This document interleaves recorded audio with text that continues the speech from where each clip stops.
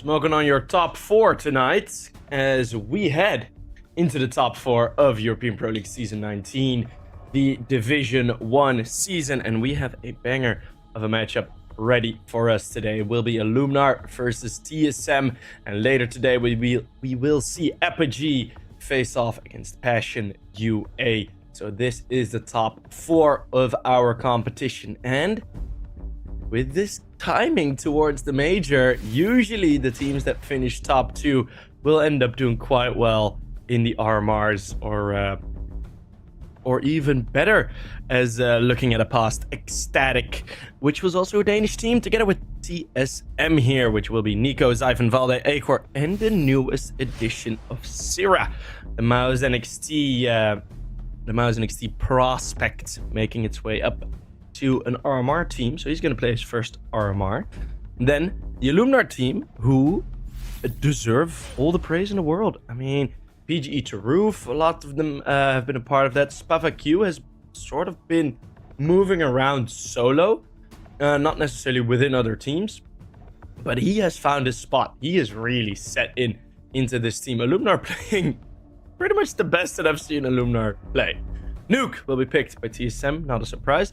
Dust 2 next, and then we'll go to Ancient. The previous matchup earlier these playoffs, we've had TSM and Illuminar already face off against each other. It was Nuke, Mirage, Dust 2 then. Now Ancient, or I think it's Ancient. Yeah, Ancient will be the decider.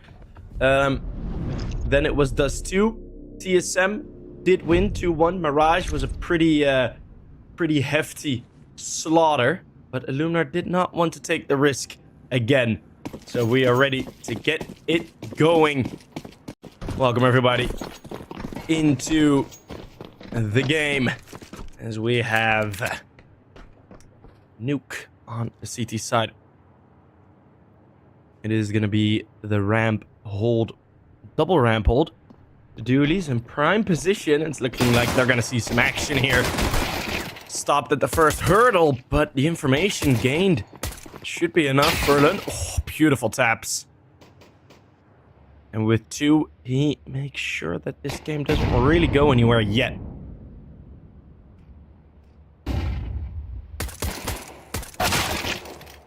Shots, but close range. Valde gives him the peekaboo. And off from the fence somehow. It's a battle of the dualies. TSM will pick up the pistol.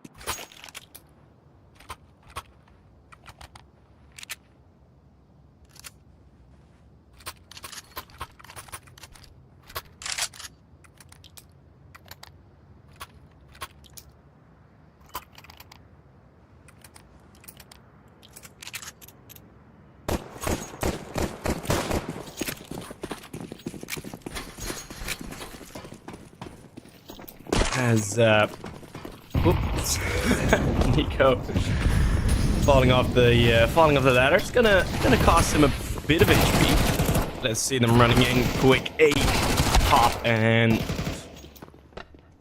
a slight enforcement in the weapons, not necessarily felt. Nico, the only damage he's gonna take is gonna be from that one drop. And Acor very wisely jumping up and down. It's good to see him back in major contention. Acor.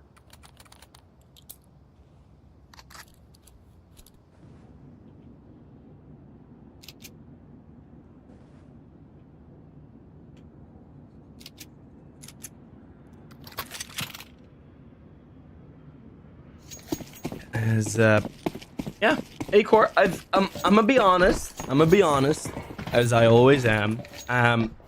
I have been a bit of an Acor doubter throughout my career, throughout his career. But then with Gamer Legion, he kind of proved me wrong, and he's performing a lot better now.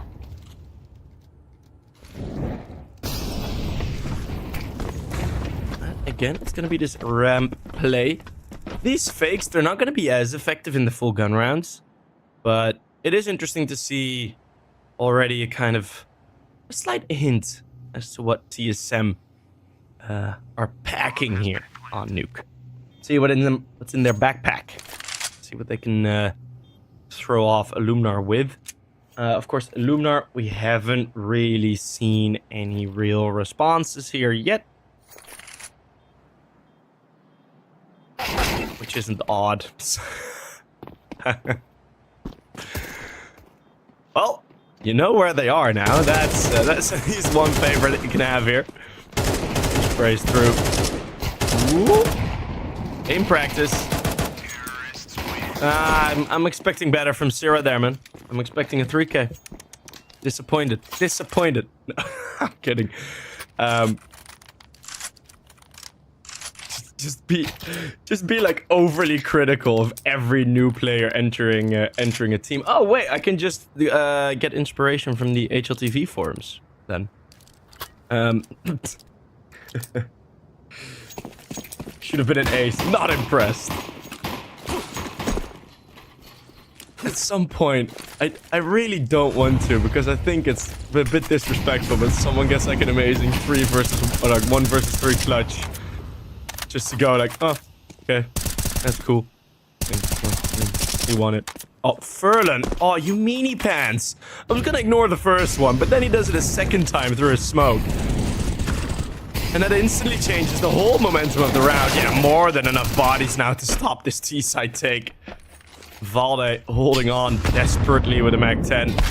That nade is spot on, and Furlan completing his triple. I mean, well, I did ponder the question.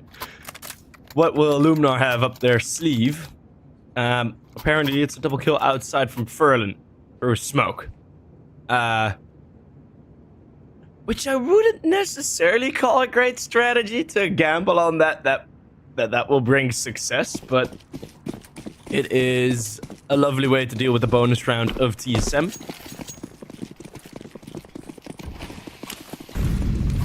And it's looking good. 3 players outside SpavaQ going towards this red box position. Aggression with the AWP. That's how they're gonna play. And Efficient already does go past Nico.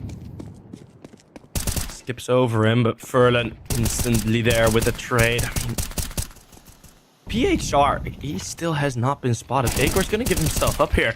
And maybe even a second. Valde. It's a bit deep, but the peak certainly isn't.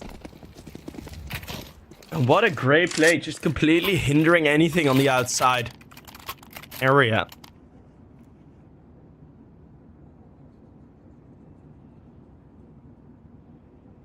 And I think now we can actually be certain what the game plan is here for Illuminar. That was a very hefty stack. 3 members. I mean, the ramp. It was Kazu that pretty much on his own had to hold A and ramp, but since the previous A side take, it wasn't a full A side take, right? Yeah, you kind of had two players already gone down, so you miss a couple of flashbangs, you miss a bit of a threat. The final 3 go towards A. Whatever, it happens. But then, you're like, well, the A side rush would have been the correct call in this round, at least to counter the mid or the outside aggression. But, very nicely done by Illuminar there. Good call. Why did Syrah go from Mouse to TSM? Mostly because he wanted to play the major. He wanted to qualify for tournaments. And at this point, there weren't many situations where Mouse and XT players could be picked up, right? That team had been together for a long time. Prison, I mean, IGL of Mouse and XT for 2 years on, choosing the path of LXCB, which, I mean, hey, who knows? I'd give it to him.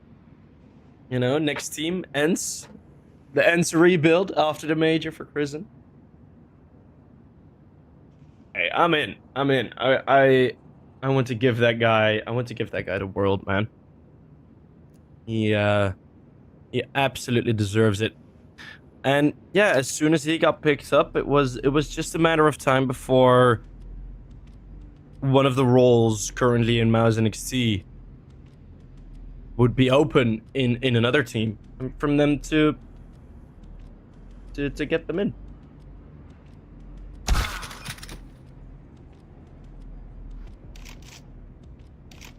Prison plays for OG, I know, so it would be the same route as Alexi B.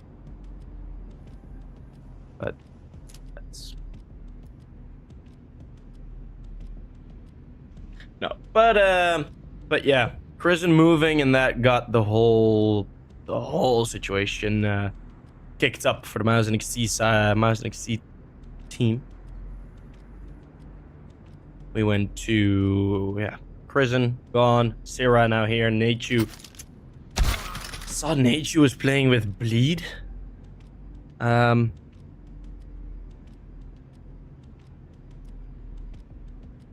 a pretty trusted source. But I don't know. I don't know if he wants to be in that organization, if he wants to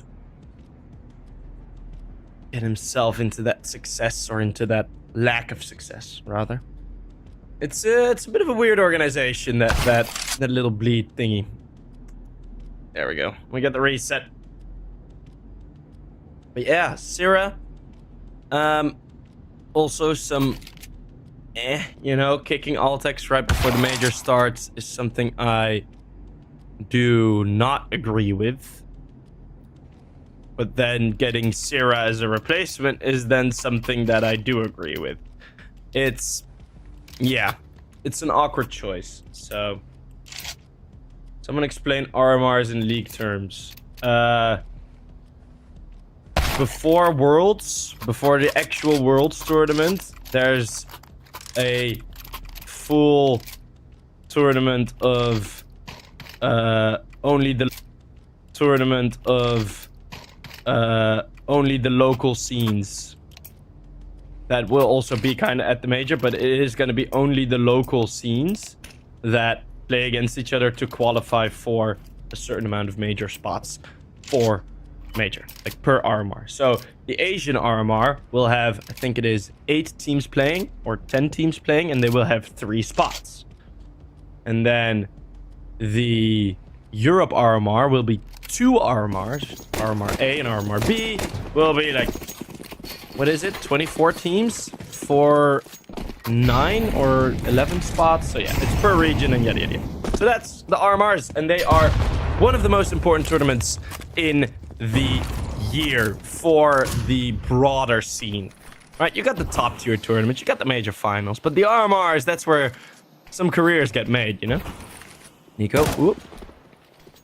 Slight tunnel vision in the ignoring the outside play, but a correct call from TSM.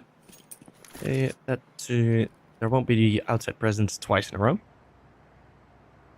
We're gonna have Syrah moving up forward. He had this task with NXT as well, but they didn't play against Spavaq too much. Great read on the situation, as both Altex and Syrah usually would take the aggression over on that side. One thing Mouse NXT did very, very often is wrap outside over towards Hell and Heaven. That is something that I really do hope Syrah brings into this TSM team. Or at least tries to nudge them to do it more often, but then Acor falls and Nico falls and everything's a bit disconnected. And Illuminar seem to equalize with 30 seconds left. Valde and Zyphon see no more use. And we'll be waiting. We haven't done enough waiting yet.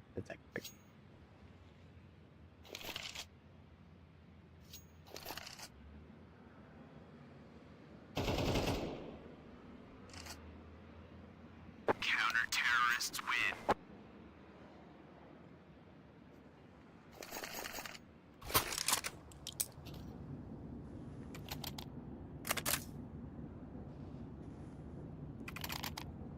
3-3. The momentum of the game kind of got killed by the technical pause. Oh, what a jinx. Oh, goodness. That is one of the worst jinxes I've had. Because before my sentence was even finished, we had the tech pause logo pop up. Righto. The next game, we're kind of alright. Because that will be Passion UA, who now have the 10 a.m. game. So.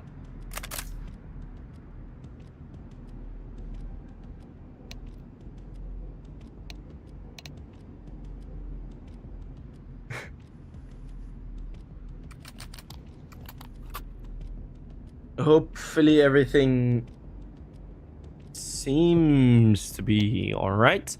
We've had Furlan disconnect earlier, and on Twitter some ruckus got kicked up on the critique of Acros, where either Acros or a Counter-Strike update, an update from either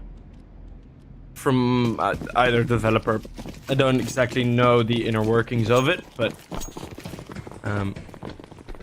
yeah, the situation there made it so that Acros can kind of cause massive package loss and make the game a bit unplayable. Also, by the way, new peaking models. Well, hey, now just fix that the bullet time is like the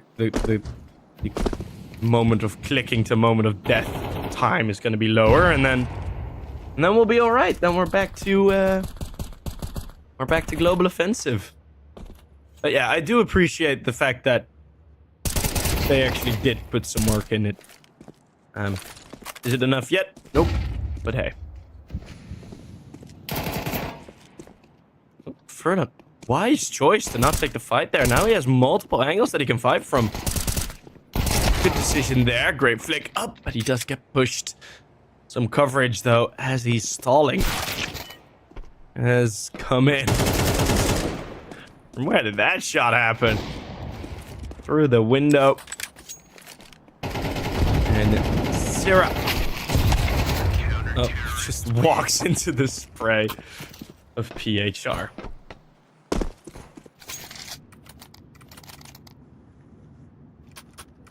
Acor is either doo-doo or the best tier 2 opper who could hang in tier 1. Yeah, you're absolutely correct. It's a very particular circumstance in which he performs well. And it's odd. It's I mean, even then, like, his inconsistency shows at like higher level games. But the fact that because he played with mouse for a while and with Gamer Legion as well, it's like it's pretty impressive that even though on the surface, like surface level, Acor doesn't look that good, but he's had some teams make some deep runs. Like, he's performed really well at really big tournaments. And Furlan will get punished this time for his cheeky crap. Those smoke sprays, and Syrah doing what he knows best. And that is push in fast. Push around fast is a better term. Spavaq again holding secrets with that AWP, and he's making a bit of haste. Syrah, an off angle held. But it's going to be a triple kill from the young new addition. TSM back to winning rounds. And it's looking a lot nicer now. PR taught him well. Hell yeah.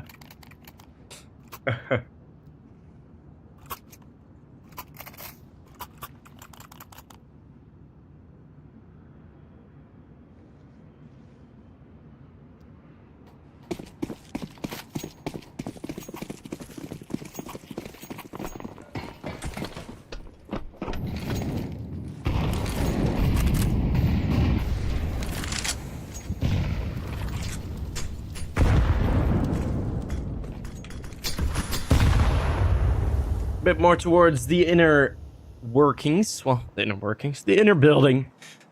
Isn't the building... Oh, is it? in a build. No, that does work. Apologies for me just kind of judging my English. Oh, Furlan, another nasty play. Spots 0 presence, which is a great gamble from him. A great read. Like, oh, well, guess there's no one outside then. And he just goes in for the push. Katsu will only find the one.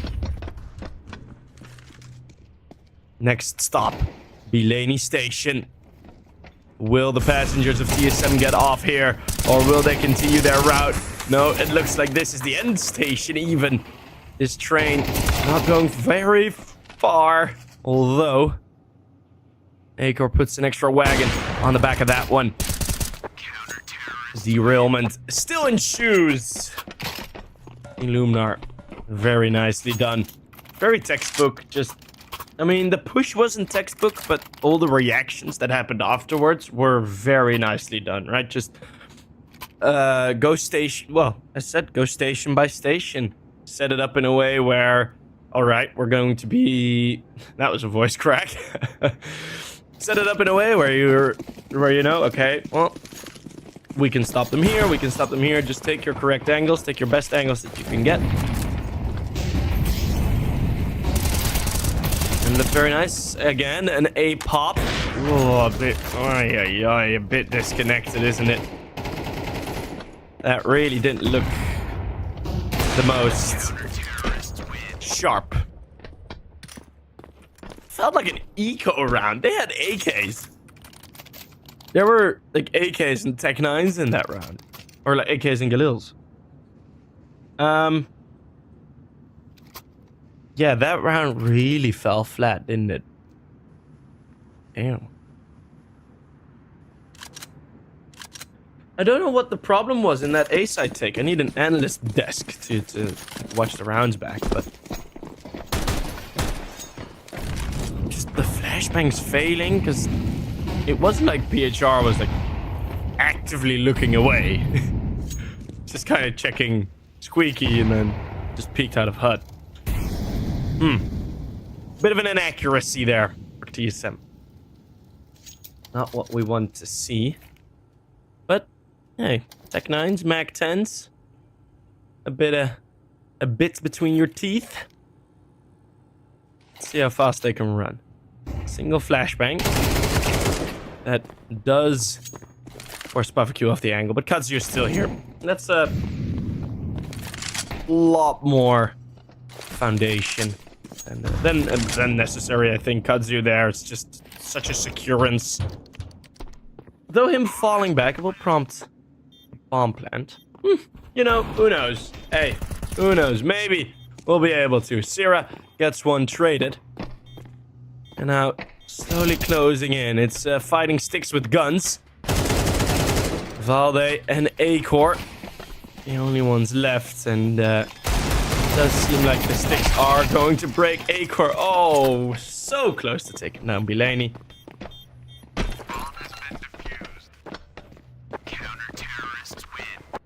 I don't think it really would have.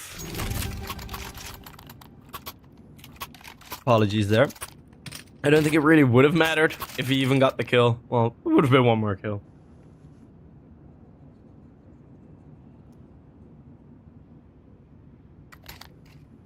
Yeah, this TSMT side, it's not looking the best.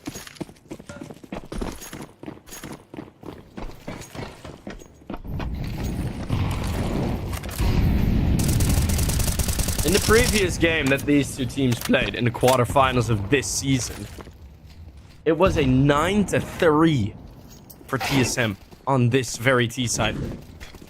And I have a feeling Furlan just studied the smoke routes.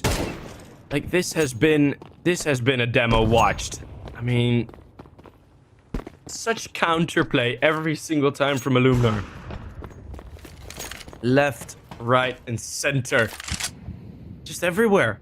Absolutely everywhere. The reads are there. Furlan is putting down so much damage over towards the outside area, and it's just looking great.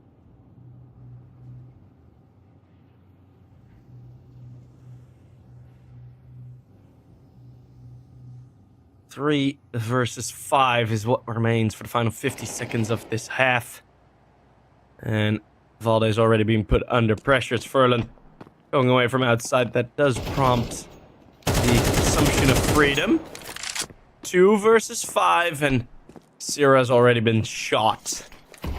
So, even the slim chance in a 2 versus 3 that would have been there.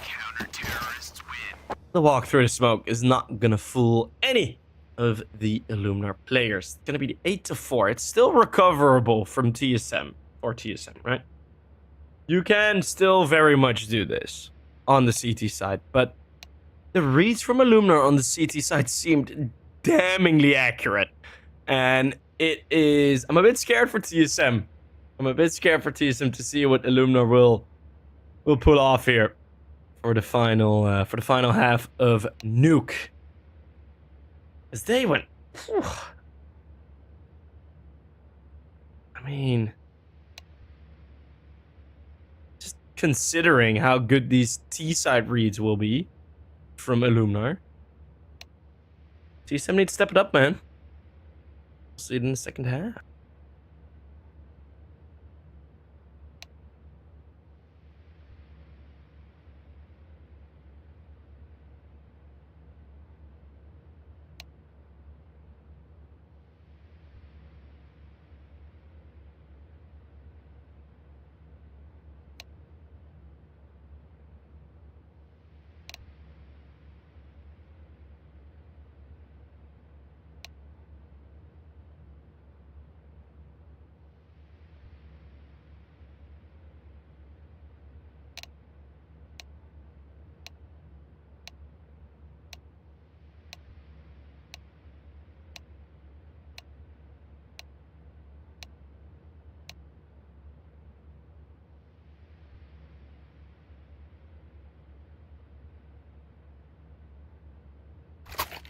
We are ready to get it going again. No, the stream did not freeze. No worries.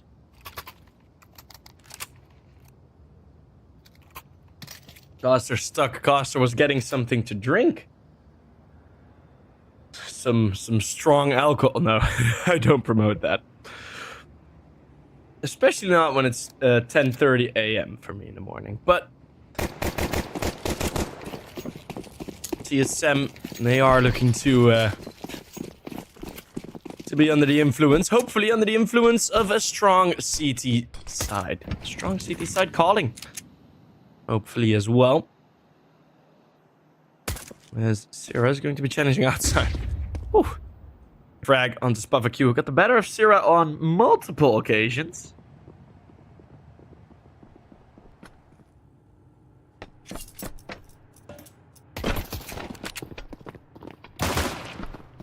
Slowly running down. It is going to be A-Core. Will at least get the plants. Jeez, all the kills are for CTs. I mean, Illuminar again in these pistols. Maybe just a bit too late with all their action. Maybe just a bit too late with all their action. Decent crossfires being held, but simultaneous door opening shenanigans gives TSM another very easy pistol round. Damn.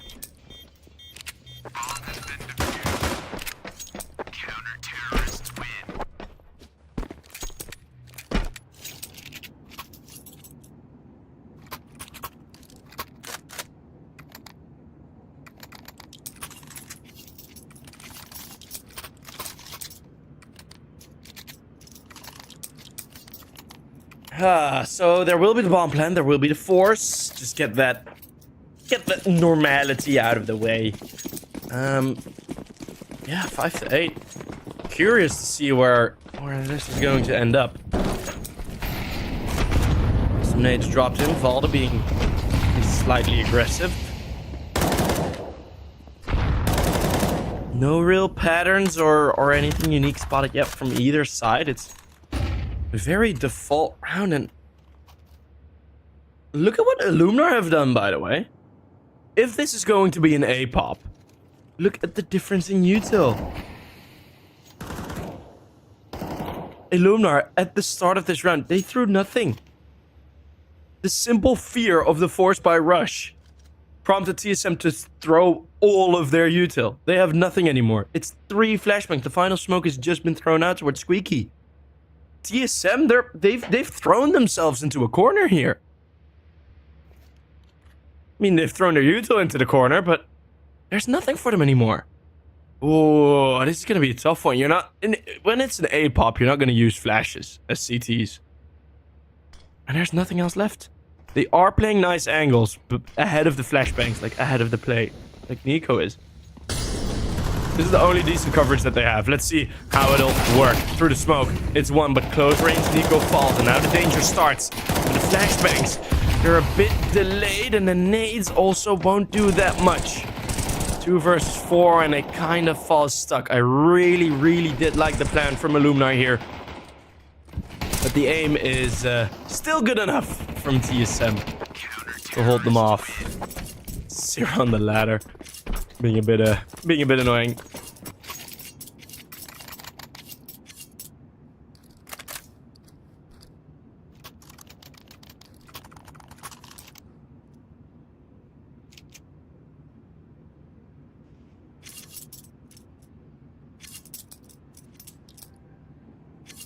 So yeah.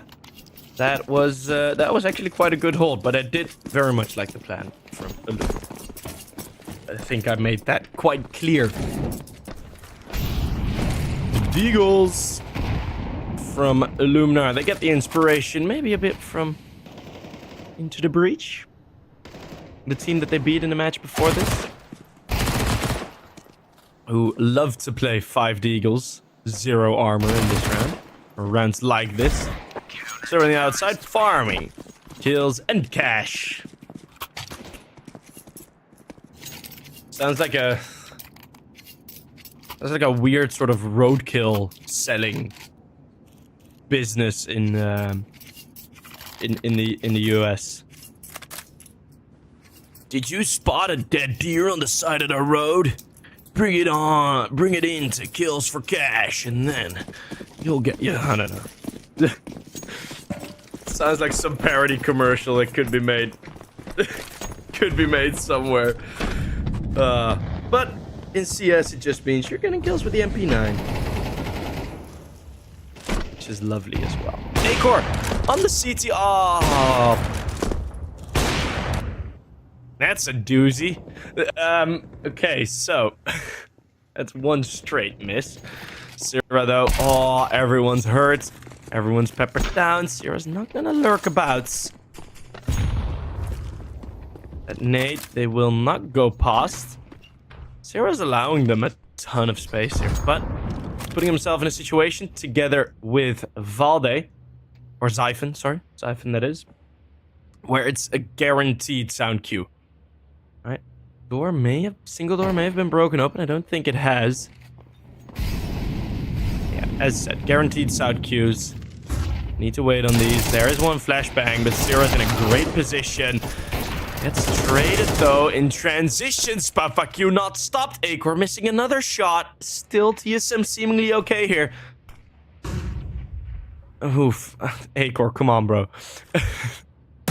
Even the failed flashbang. It's Bilani at the top side, not being able to support his teammate. That is going to cost Illuminar the round eventually. Which means 8 to all.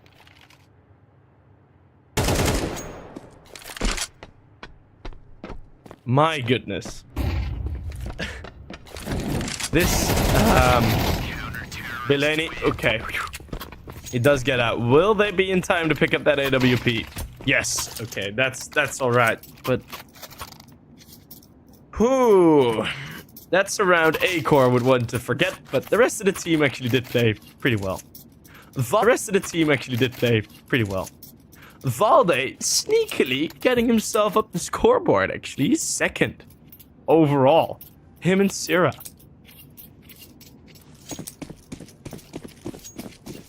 Favorite CS player currently and all time. Ooh. All time? I think I gotta say Chris J, just nationality-wise.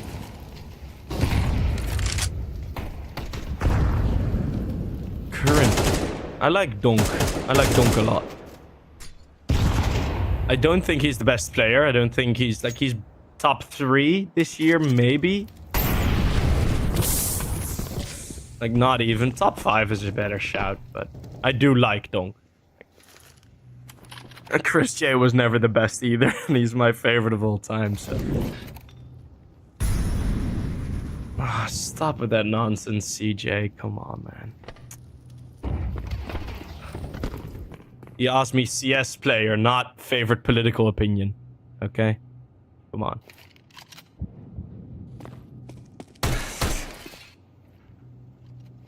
Sierra, what is this? What a flank. Not checking behind him. Oh, you're making it more difficult for yourself. I think he did that on purpose. I think he just wants to flex. He just wants to flex. These Tech 9s, well, they really get nothing done. We saw TSM get a couple of these rounds on the T side. Because it's another triple kill, the third for Sierra at least. TSM take the lead.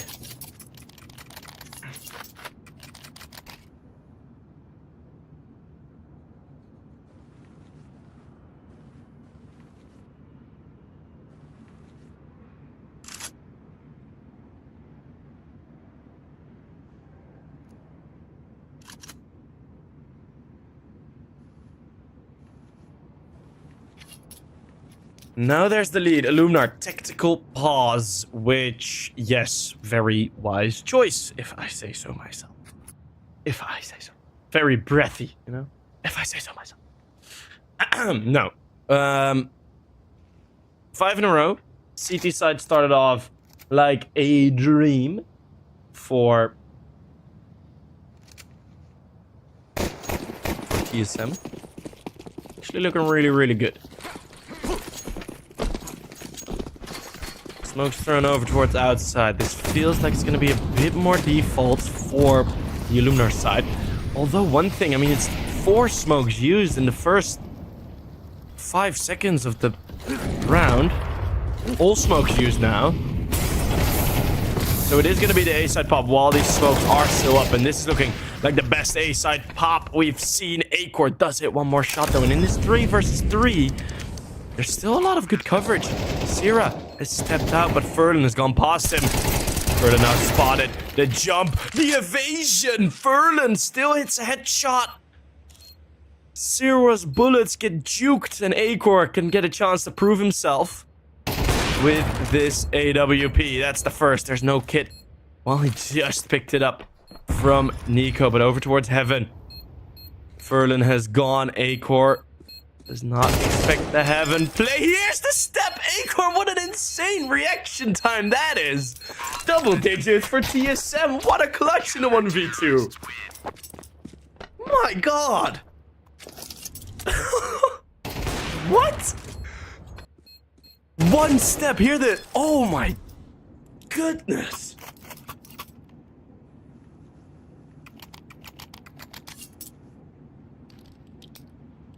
Wow. What a clutch, and that is gonna hinder the momentum. I mean, they call the timeout, they go for the A-pop. As I said, it's the best A-play that we've seen from either team thus far. And then it should have been a success by an amazing play from this man, Furlan. But then it isn't. This time, though, aggression over towards outside in a similar situation. Met. This was a call that I said TSM could have made, right? Where you go for the inside pop and then they were like, oh, they probably won't do that twice. Oh, they'll do it twice. There are teams that have done it 12 times. Go A side. If it ain't broke, don't fix it. And this round is over. I mean, Sierra's gone down through smoke. You're not going to do anything here. Right? So, that went quick. A bit of a gamble stack on the outside part. You need to keep something open. Oh, Christ. Everyone goes down for Illuminar. Their money is garbage.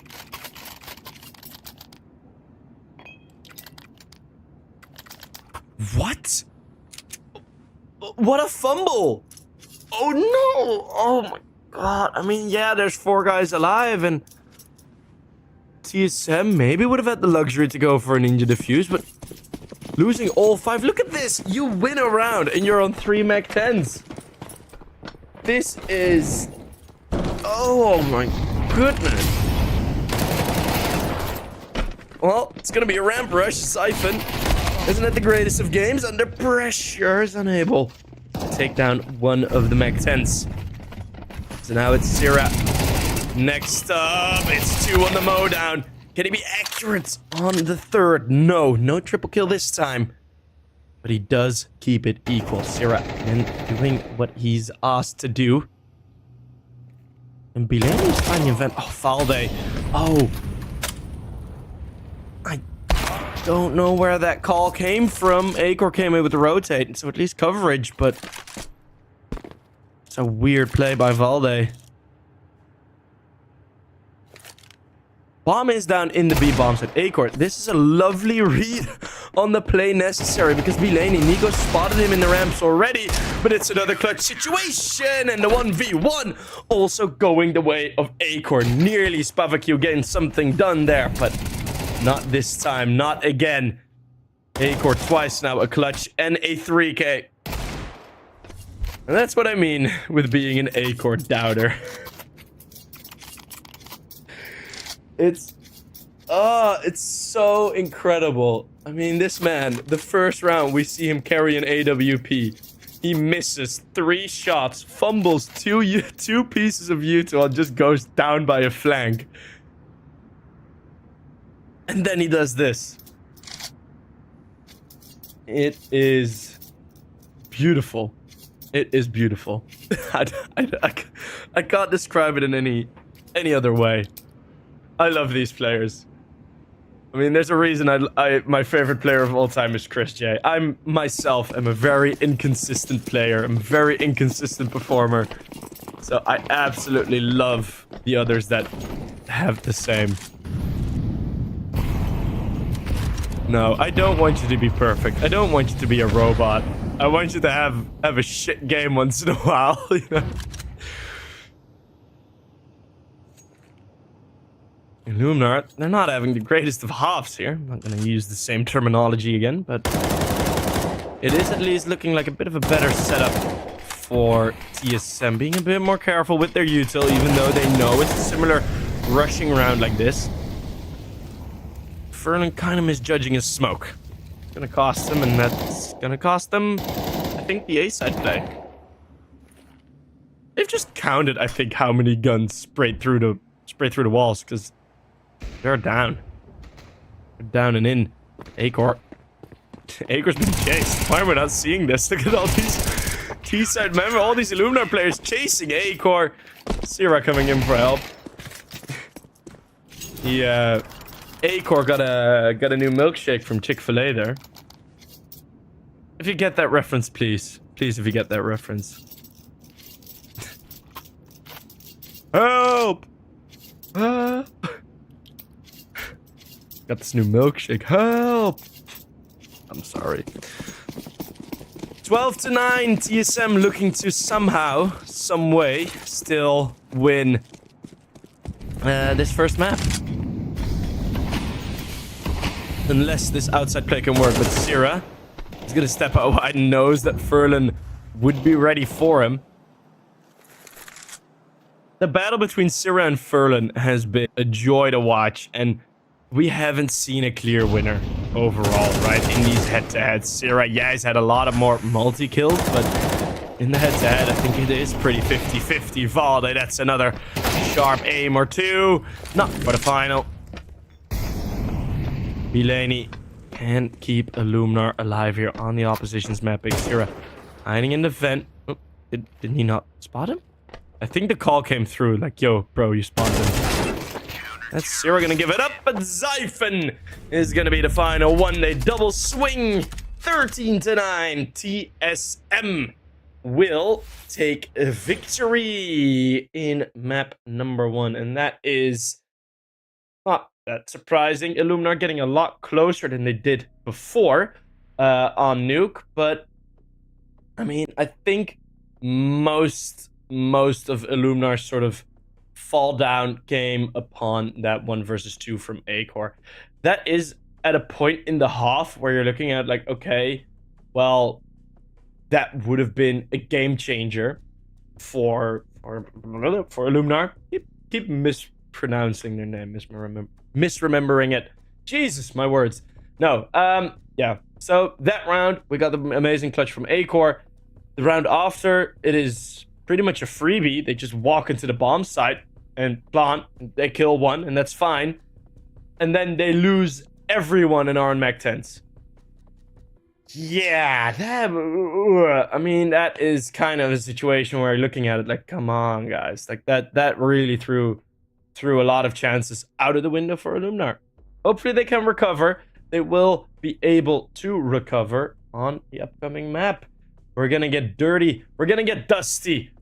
Twice. It will be dust number 2. See you guys in a bit.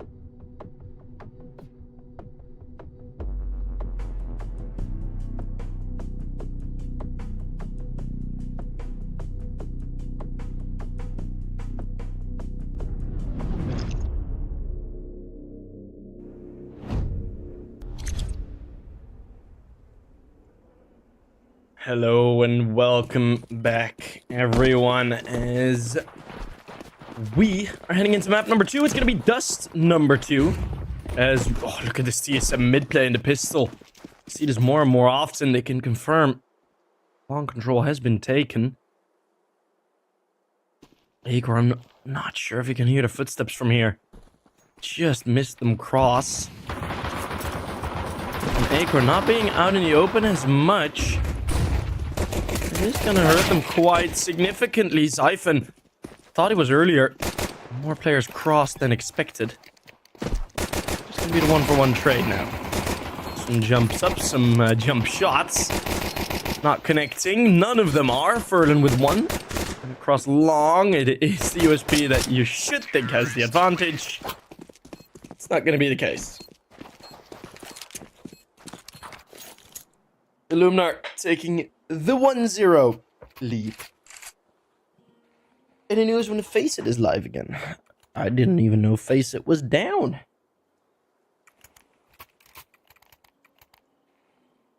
Goated Coster. Hell yeah! Compliments. Hey, and Tech Pauses. Also a hell yeah. Previous 2 times these teams met, it was a 13-5 for TSM. And it was a 13... No, not a 13. It was a 16-12 for TSM. The previous time, which was earlier this tournament. Which means TSM... it was 8-4 halves for each. Then we moved over towards the... Towards the... My brain is just stopped working there for a second. Oh, yeah. That is the most likely, but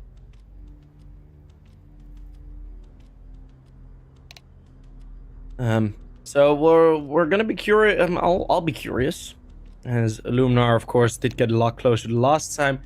In the video, in terms of map history, it has been pretty lopsided. In this video, looking at most of the higher rated maps for Illuminar, they were pretty comfortable bans for TSM. Illuminar floated Anubis, picked into Dust 2. As possibly the previous experience, it kind of prompted them to go for it. Which I think absolutely helped. And they're currently on a 3-match win streak. So that overtime against TSM, that was the last game that they lost. Played this map a whole bunch, even in this season. Damn. They played it 5 times in this season. 6. What? They played it 6 times this season. That is ridiculous.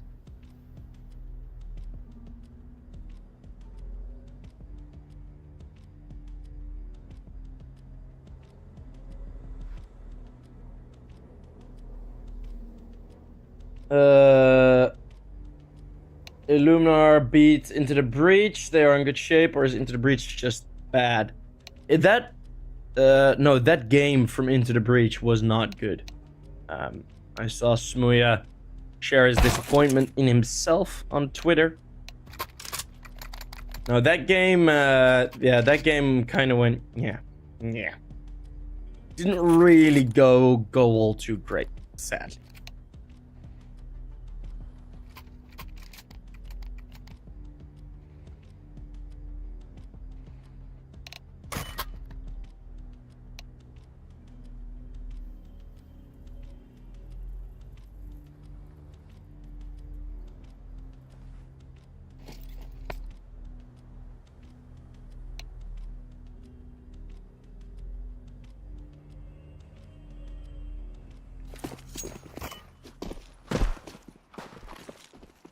As we're back in, Nico has rejoined.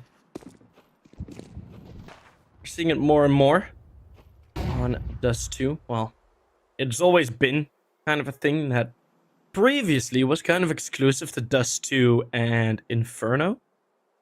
Going for this sort of second round force buy. It has changed. Certainly has changed.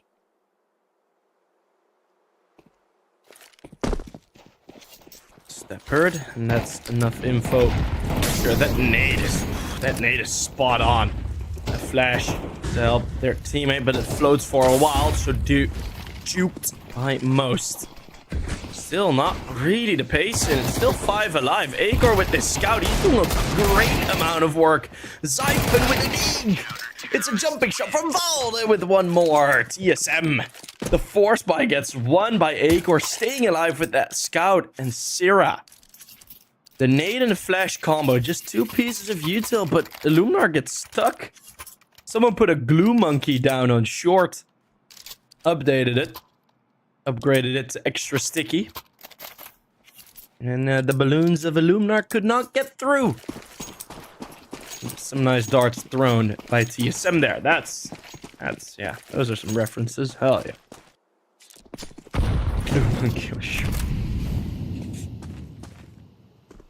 Well, that suddenly changes the dynamic of this first half. I really didn't expect Illuminar 2. I thought it was going to get close, but they really got slapped. M4 of Nico taking that fight. Somehow he doesn't die there. Every time I take that fight on Dust 2, I am dead. But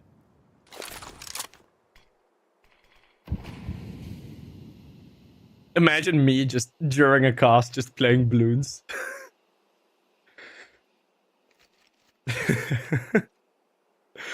That'd be a funny tweet though.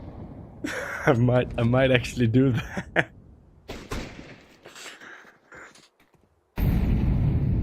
Right. We'll see. We'll see. Nico holding mid. Delaney does spot the barrel of a gun. Doesn't hit the shot through the door. And even with it, Digo, I think the dink doesn't kill there at that range. Oof. PHR's scout certainly does kill. And that one from Acor, nearly the collateral. Look how sharp he is on that scout. Looking good. Picks up the rifle from Zyphon. Should see the AWP enter the fray here.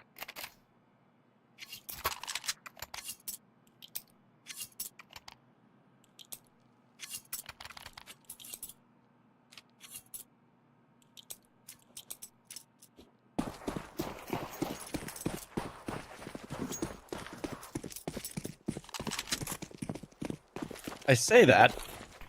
Acor wants to hold off for just a bit with that AWP as they read the economy well. It's just going to be the Glocks.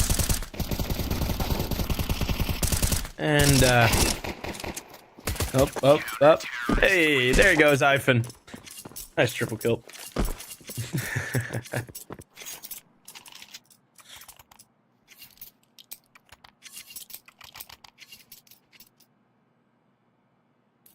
AWP now? No, they keep it. They keep it bonus. I mean, losing the one round. Yeah, the previous one, it was obvious to go for the save. And now, well, Acor still has that MP9. There's no real motivation to switch it out.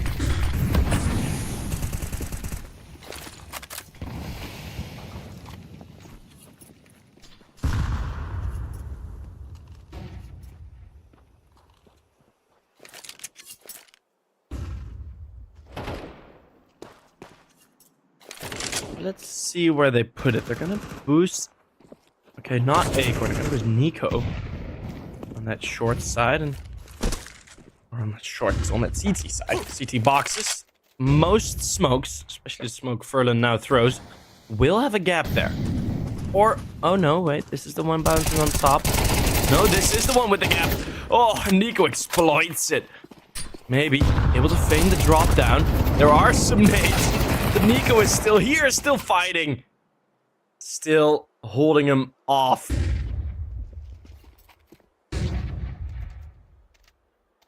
First we had the glue gunner. Now we had the stun bombs.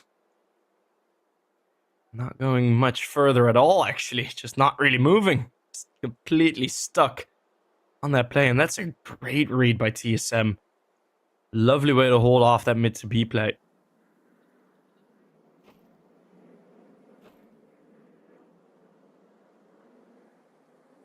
Delaney. Looking to at least try, but Acor's got it covered. 8-in-1 Acor. And that is scary, because he hasn't had the op yet. And again, they're going to be... Okay, there it is. There it is. Was waiting on it.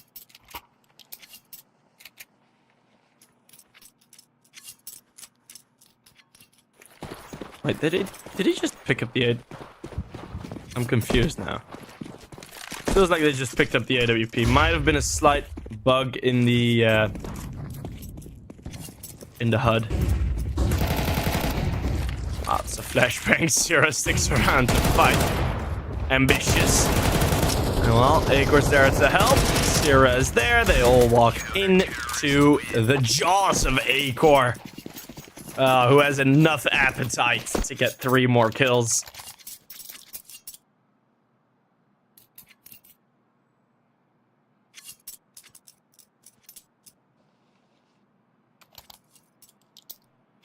Another full gun round. These are the rounds that we really should be paying attention to.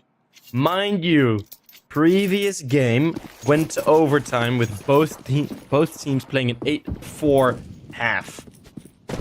8-4. So, nothing is lost yet for Illuminar. But the rounds that we have seen thus far, they do look quite damning. That's a great opener though. Acor finding his second death and Zyphon revealing his play.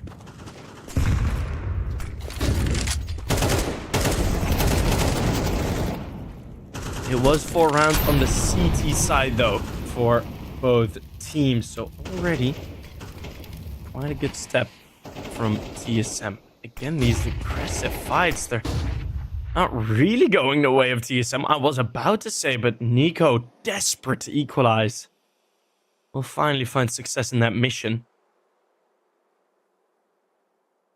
Illuminar reroute. Reset. PHR this flank. Oh, lovely. In the smoke, no one behind him. Sierra gets pranked, although somehow still alive. Sierra, though, yeah, 1 HP. He is going to get taken down faster than you'd expect. And PHR, he's being such a nuisance here. I mean, you can't go for a retake at all until you've dealt with PHR. Or you just ignore him and bolt forwards, but with the util down, Zyphon also can't really go the other way. Oh, just didn't spot the elbow. Not wide enough, maybe a pixel visible.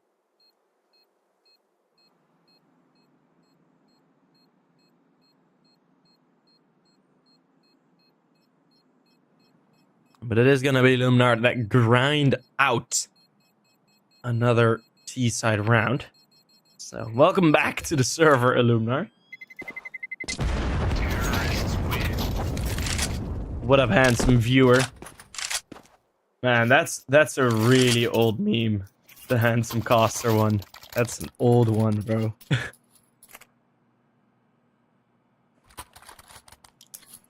I think that's more than a year old. Yo! Oh man, didn't expect to see you here. What up, Tobis? It was a meme for a while. No, it's fun. No, it's cool. It was a meme for a while, for a bit, but it was a long time ago. Katsu under pressure, Sierra. Ooh. Bit of a rough play there. Bit of a weird run-in. He's not at the greatest of times, 2 and 4. It's been mostly Acor to be the one to really have that ADR output. Let's see, with the op. Missing one on the cross. Nico just settles into the blue box corner. And oh, the call came through. Maybe it's spotted by someone else. That's a quick play, Zyphon. Might be surprised with how close they are. Katsu on a 3rd. Acor needs a massive amount of influence here. I don't think even with the pressure on short. Yeah, he'll do better saving here. The flank gets called out. Valde still winning the fight. 2 kills though. The bomb hasn't been planted yet. There is a shot here. Absolutely.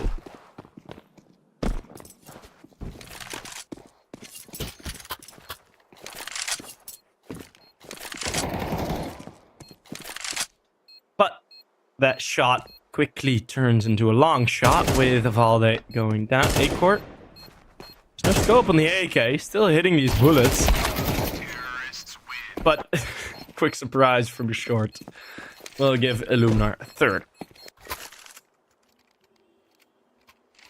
So, as said, it both halves were 4-8 on the CT side for both teams. I really need to fix my squeaking chair, but both sides were 4-8. TSM now already is on 5, and there's still more than enough opportunity to make that at least a bit more. Spavaq and A-Core let the ops do the work on Dust 2, as they so often should. A-Core in a position where Device previously got himself a highlight. He will not join that club. Syrah being cheeky in this smoke, and it's not accounted for. And then this shot, the opportunity for 3. Syrah out of nowhere gets more kills in a single round, in a single play, than he did in the old previous 9 rounds. And Syrah just walking through that smoke. They expect A-Core to be alone, but alas, 14 kills. It is lonely at the top for him, but he has the support. Illuminar take a timeout because that flustered them. Damn. Damn, what a play.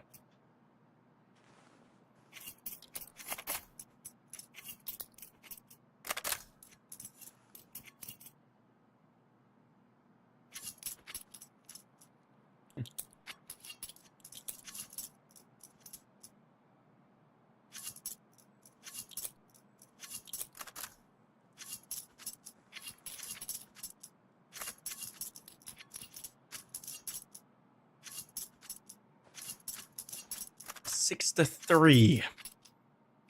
And Illuminar, they just haven't been able to build bank. They need the increased production on the on the banana farm. PHR is gonna go through, waiting on the flashbangs. Full blinded double spray. Oh, that gets you.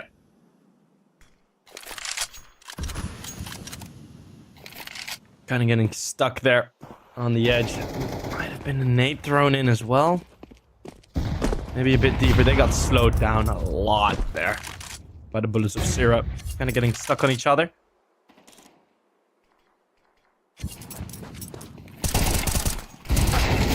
Mid to B play. Nico is good for 1. But instead of Illuminar feeling kind of free here. Furlan, oh, great opportunity here. Only a second kill for Furlan. The man who did oh so well on Nuke.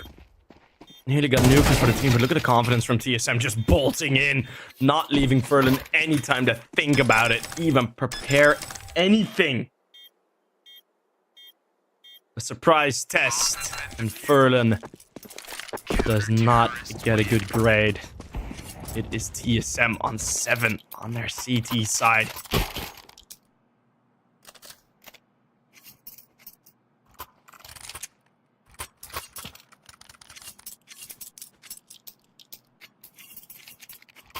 And 100%, that's A-Core doing well. Look at the money from the CTs. They're not going broke.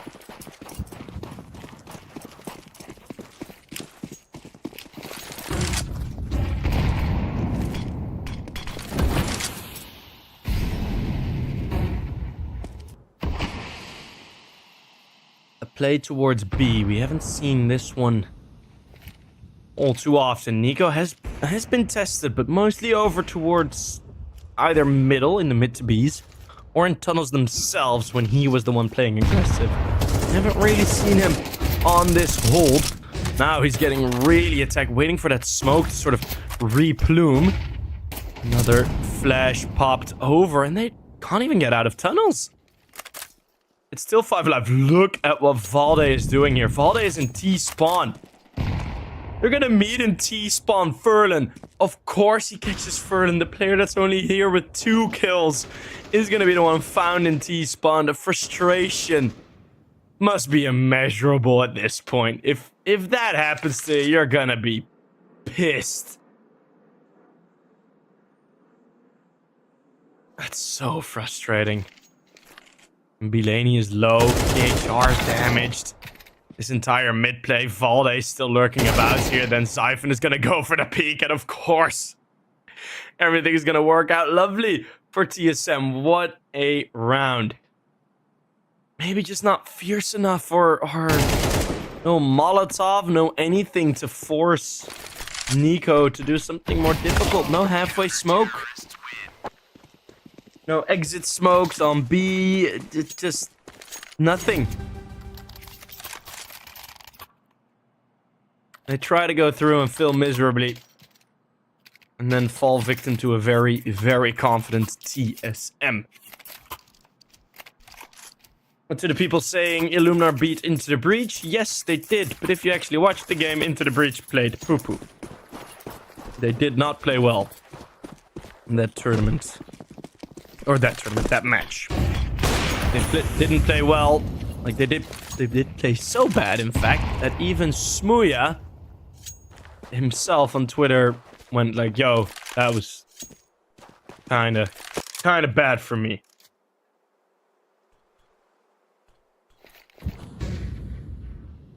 Eight to 3, this final round. It just kind of don't feel like Illuminar have a chance. But I've seen Passion UA and Kono ECF go for this a lot, which is just 5-man long play. They cut the entire map, not even in half. They are playing on a third of the available space. But that is all that they're gonna play for, and all that matters right here, right now. But the sprays through the smoke are damning. It is the 1-man advantage with Sierra on the AWP. Now second op being brought up for long to give Acor more flexibility. And there you'll have it, 9 to 3. This is very similar as to what happened on the first time these two teams met on Dust 2, which was like a 12-5, 13-5, I think it was, which also was the 9-3. And I mean, TSM, they're playing great. They're playing some really, really good CS. Are Illuminar playing at their best? No. Otherwise, it wouldn't probably be a 9 to 3 scoreline, wouldn't it? But it's not been full mistakes, right? It's not been mid-round mishaps. It's not been calling cock-ups, you know? We've had some very solid play, or solid ideas from Illuminar at least, but it's the details.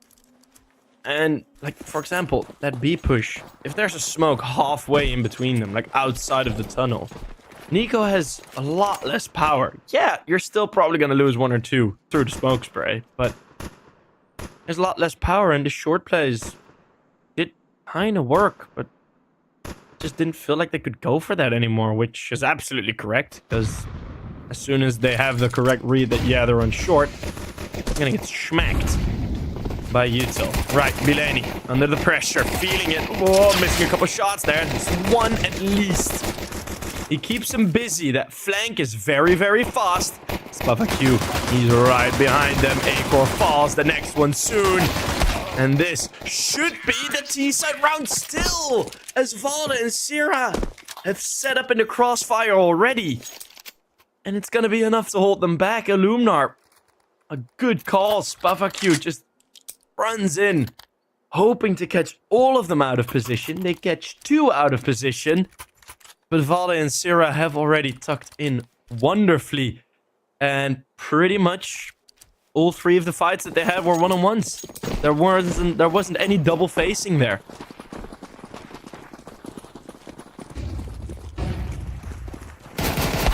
Kazu gonna be running in. This is going to be 11, most likely. Okay, well.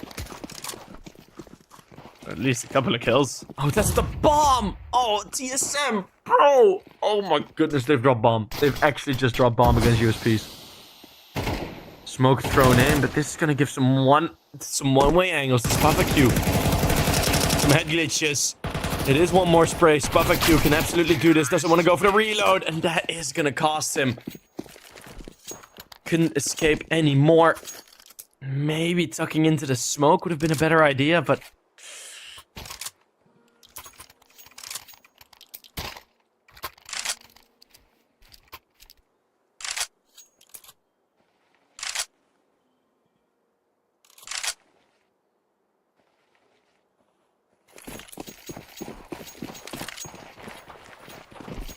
echoing in that second round. They want to get the op into Spafaku's hands as quickly as possible. No armor, he just goes glass cannon. They just know the power that an op can bring on Dust, and that is the power that they are going to need. Will it be enough, though?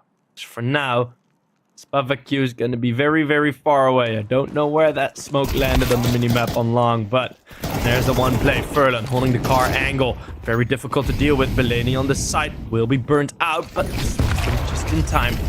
Some decent coverage and juking flashbangs. It wasn't even a flash. Siphon tried to cover himself from the shrapnel, I guess. Acor low HP, so he goes in first. Valde with an opportunity to clutch. And there the op comes in with a bit of a surprise. 4-11. Illuminar, it's a long road ahead, but they've got the ingredients. A CT side with a Spafaku AWP.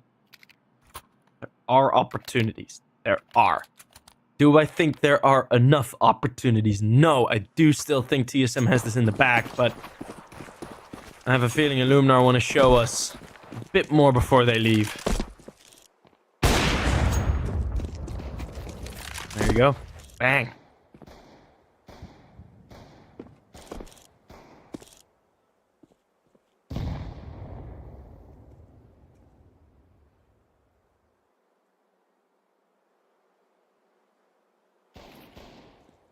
Yeah, I'm not expecting much here. We're on board with the Opper, the man that it's going to be about.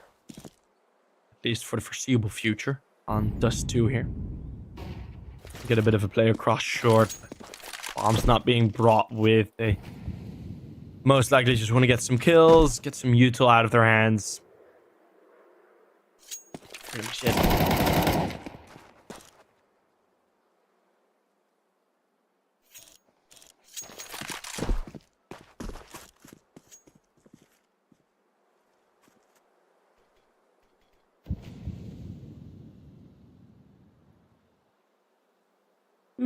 Maybe we can see some Acor magic.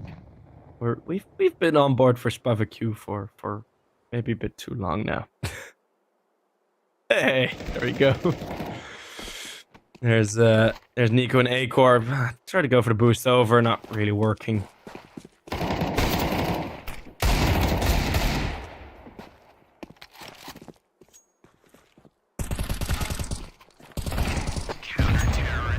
There you go. All 5 alive, all util used. Yeah, you could sign up for a result like this before that round happens.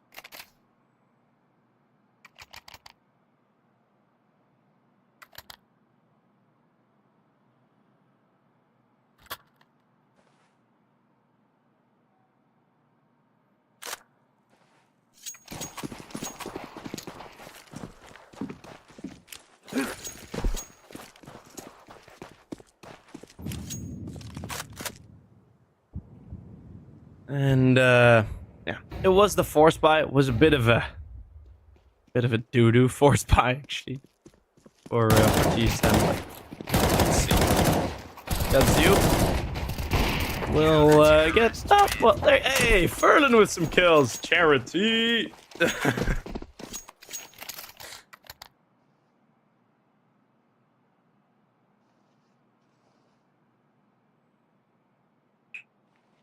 Right. The economy battle won in these first 5 rounds by Illuminar. Still, TSM sitting comfortably on 11. Well, what was it? 9-3, the scariest scoreline. Cuts you, Butterfingers. Accidentally drops his AK. Nico can't get out, but Acor is quick with a trade. Beach are falling Furlan. He might not realize that this take is split up. He is going to tuck in safely, though. Quick rotate. I mean, he's seen Bit do this. In the finals. And now it's going to happen again. Nade thrown in, a Molotov. It's not going to go deep. Furlan is ahead of it, and he is going to decide the round with one, maybe more frags.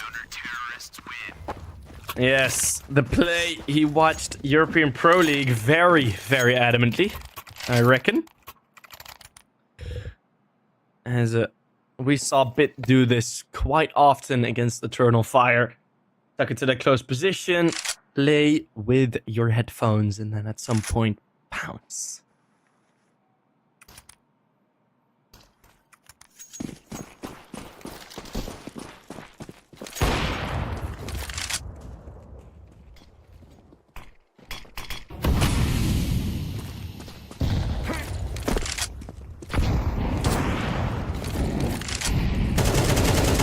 Q, another good AWP shot. Close range though.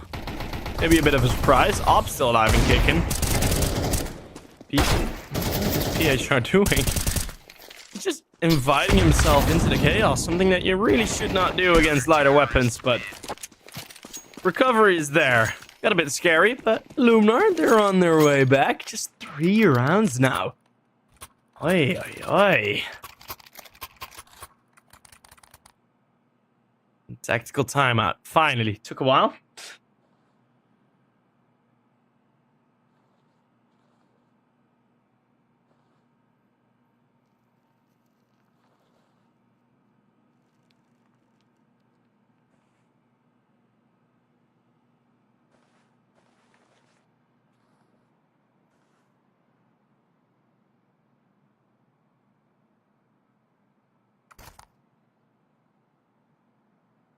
Eight to 11. Oi.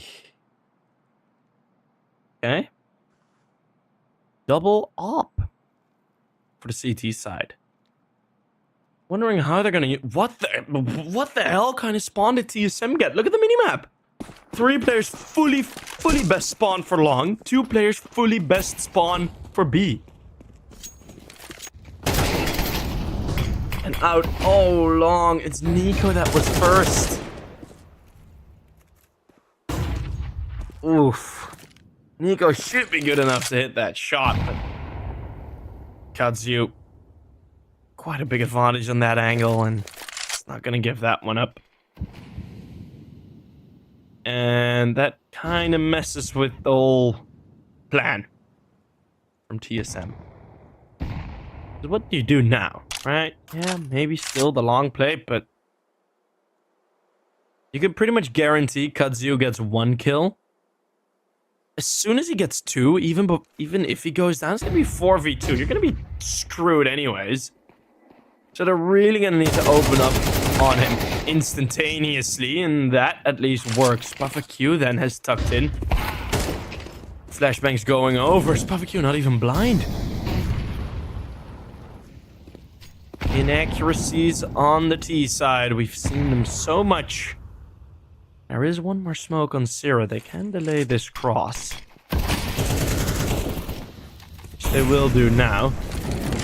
Mollies and nades thrown in.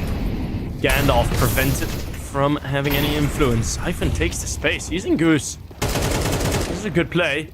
He still needs to hit the shots. 3v4. Illuminar's already setting up for the retake. They want to let them have this bomb plant. The flank from PHR's coming in. It's being held though. Acor's on it.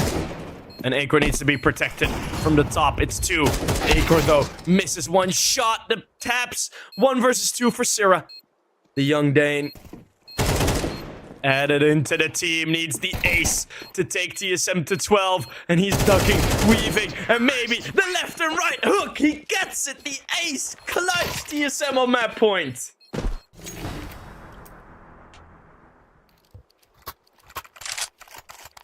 Sierra holding on to the bomb site. A new addition, a new shining star. Looking for this next major to put himself on the map as one of the future's best. From Prosapia to Masonic to Mouse NXT. Now to TSM. A Danish star that I do think will play on the biggest of Danish teams. If the organizations are still alive to tell the story. But a 1 versus 2 in the clutch. Sarah now flashed off the angle. Belaney does not want to fully commit to the challenge. It's difficult to like fully get a grasp of how many players are actually in tunnels from that position. That's why Belaney didn't really push on that first spot. The mid play, every time they walk into Spava Q, he takes at least one with him. It's gonna be traded Acorn, an important find. Ooh, nice flashbang from Zyphon. I gotta remember that. That's a great one. Furlan. Again, maybe the short play. It worked wonders last time. They're not checking for it again. I mean, that might be one of the solutions, but Furlan, he's gonna go passive, and that is just something that Illuminar just can't afford. PHR not alive to hold them back. Yeah, the nades are good, but they are through. Nico gets protected. No jump shots here. Katsu's the only one who can do something about it, and he will do something about it with a double kill. But Belaney, a more difficult situation as Sierra was in earlier. Just needs to find 2. Nico goes for the wide swing. He snuffs him out. It's TSM on the back of a great CT half and a wonderful clutch from the newest edition. 101 ADR. We have Sierra leading the way. He was 2-5 for the first 8 rounds, and he ends with 101 ADR. He absolutely turned it around. Heaviest hitter on the T side by far for TSM. And that has been a quick game. It is TSM on to the lower bracket final, on to the top 3 of this tournament.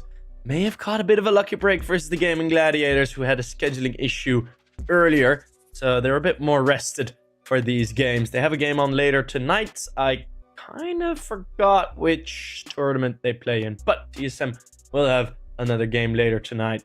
And we are going to wait until the Passion UA game is done so we can see who will be our factual favorite for the final. Will it be Apogee or will it be Passion UA? Those are going to be the questions we shall be pondering in this break. There is a high likelihood that it's going to be around an hour, 10 minutes of a break. So get yourself some lunch, get yourself some food, maybe watch another CS game.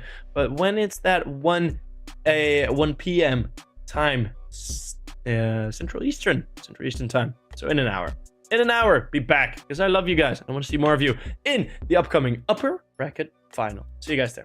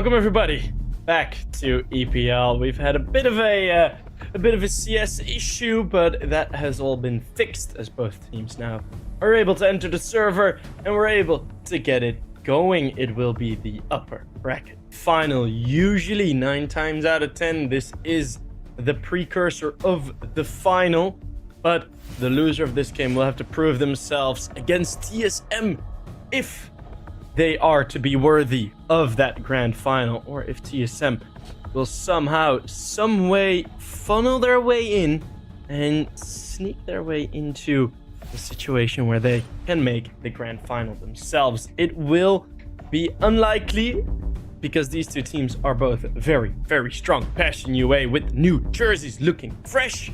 They are on fire. They have been on fire. They are becoming better and better and better. Now, Apogee, of course, the Polish team with lots of up and downs this season. They depends on what they did yesterday, actually. If they managed to beat Vetlik or no. Oh, yeah, they managed to beat Betera, so they survived in Challenger. As Anubis, Ancient, and Vertigo will be picked. So we will have Apogee at least recovering for their personal, Challenger League runs.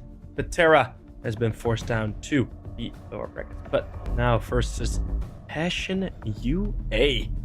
In terms of the map pool, not necessarily anything all too curious happening here. Let's see where I can find. Yeah, there you go. There you go. Passion UA on a very, very fine win streak. Guns this morning, Ruby, Into the Breach, Ecstatic Gaming, Gladiators. But Apogee are also looking great. I mean, yeah, Passion UA, this has been one of their better tournaments for a lot of these players. 4 of which, all except Eschilla, are above their normal rating within this event. They are on fire. So I have a feeling it's going to be Apogee trying to chase Passion UA here, but we'll have to wait and see if Fear can get the first shot. First 2 are his. The Flames will take him down, but so much control, so much calmness. I mean, Passion UA, they're just going to let this bomb get planted. They want to get themselves the right frame of mind, the right frame on the server to really go and attack this. 2 versus 4, some incredible shots needing to be hit from the T side, but I don't think there's much to gain here for Apogee. As, well, there you go. Jacosmo and Jumbo, the double J's. And we'll be able to find the final 2 kills. Passion UA on top. At least for the pistol round. As we got Vertigo, Ancient, Anubis. Yes. Which is fine. Passion UA on Vertigo have a 5-map win streak. They're one of the very few teams around this tier 2 level that actually like enjoy picking Vertigo. We haven't seen that map very often again. But yeah, heading into Anubis, it's a lot better of a map for Passion UA in terms of the numbers. But Apogee has said they've been playing a lot better. This force bite seemingly going quite alright until Jambo goes past the chicken, is able to hold on with 1 more bullet in his mag. He's just gonna hide. Passion UA deal with the rush pretty damn efficiently. One thing that I have seen be a change is Virtuoso being the one picking up the AWP on most maps. Like, I haven't seen Apogee play every single map, but on the maps that I've seen them play, it's been Virtuoso, mostly with the AWP. Which is an interesting change for Polo to relatively late in his career step off of AWPing. It's not something you see very often. We'll probably just have to wait until we actually get into these actual gun rounds to confirm that. Yeah. It's gonna be a calm round. The Deagle of Prism. Find a good shot. Overwhelming numbers. Maybe somewhere they can find a gap.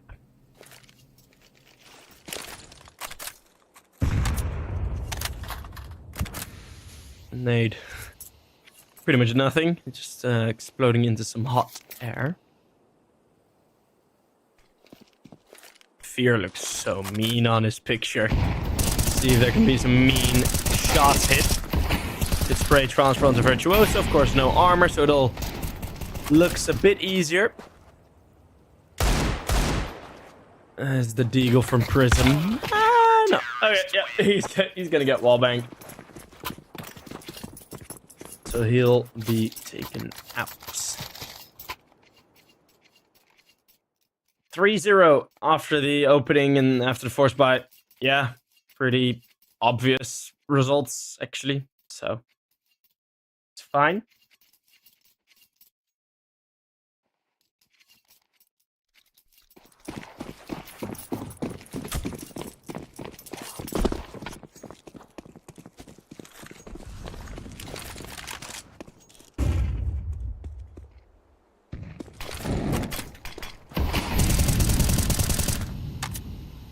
Grand final will be this Friday. First, of course, lower bracket final. And this is the UB final. University Biblioteca. Sorry, that's what the abbreviation always reminds me of. Well, for now, you see Apogee getting the full weapons out. Playing a lot slower, and it is indeed Virtuoso back on that AWP. Fashion UA are not giving them anything. And I understand the confidence that they're having in this two-person B-hole. One thing that I'm looking for to Apogee, to do now is really try and condition the B-bombs. Like keep throwing smokes, keep narrowing down the amount of angles that they are able to play with, because at that point you're gonna need that extra man. And then middle opens up. Now in the late round it's pretty much the same plan. It is the opening 2 kills though for the CTs, with at least one flank coming in close to has an opportunity to bring some influence here. Prism just goes straight through the smoke and gets himself a double. One more within the site. It says Chilla all alone, but in a 1 versus 2, this ain't too unrealistic. It's gonna be Polo with the wall bang, able to take down Chilla, and that round Prism out of nowhere just boop, pops in, and he gets himself up close and personal. Great double spray. But for now, it is Apogee that will get back. That was a great play. That was a very, very good play by Prism, who has been looking great. He has been looking really good. And now again, getting him double with the Mech 10. That B-bomb side. He's the crowbar. That fits perfectly. Apogee, they get another bomb plant, and they get, well, a lot more rest with it. I mean, you have 2 MP9s. Passion UA, those colors on their flame fading a bit in these couple of rounds. Of course, it is still T-sided, officially.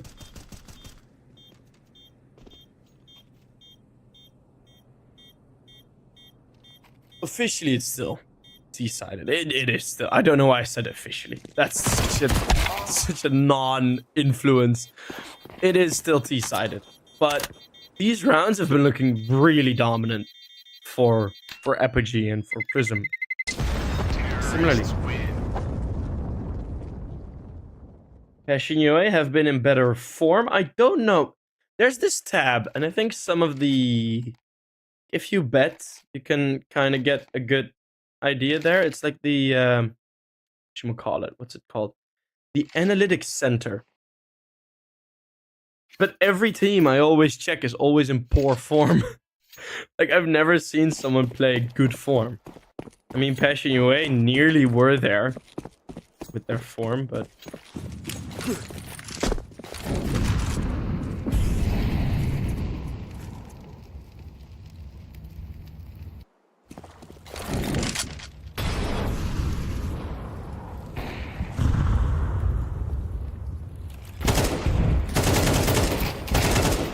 Shots down range against the pistols. It's Prism again with a double.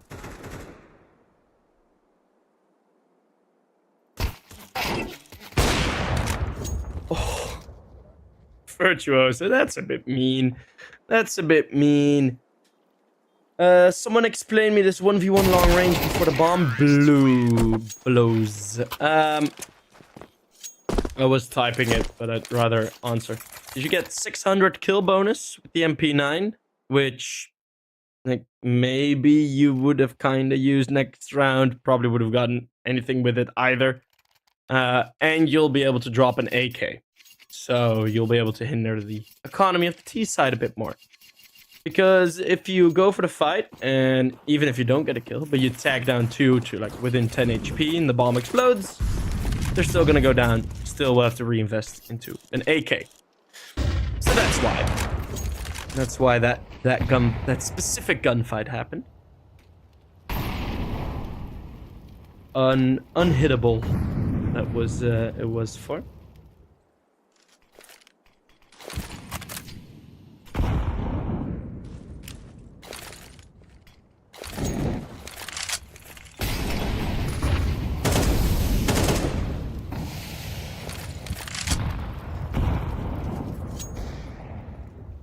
Very default still for both teams. I mean, Passion UA, you are hindered by this MP9 of Estilla not being an AWP, right? The 4 rifles, it doesn't really change how you want or need to play. But what Passion UA are doing here, I do like it. It's a bit messy on the timing. Although, geez, Zero Fix. An incredible spray onto 2. As he was the single stop sign on this road. And try to deal with more fear. That's a quick one from Prism. Jambo now around. No spray transfer. 1 versus 1. Similar HP. Identical HP. Different weapons. And different peaks. Prism is 12 kills up on the scoreboard. It's the 4th for Apogee.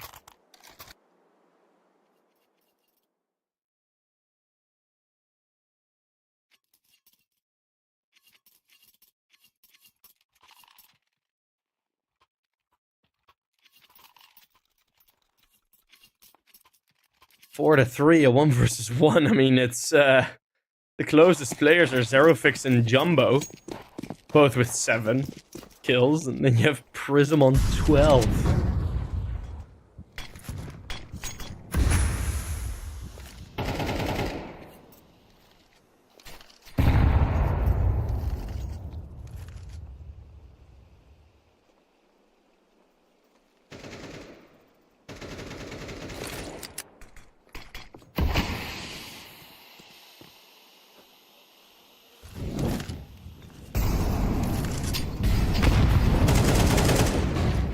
Polo getting the first and the second.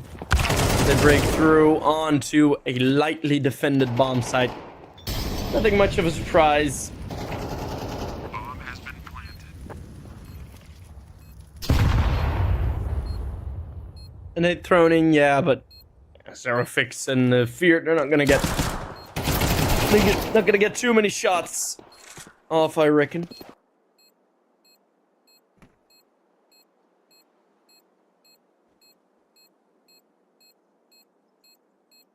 Individually, the Passion UA players currently sitting at, on average, across all 5, at about a 10th and a half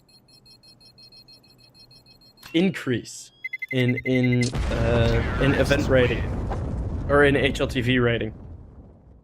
On average, like on average, a 1.5 tenth, like 1,500. I hate that word. I so hate that. Yeah, Jambo throughout this event, 1.56 rating. This is including the group stage matches.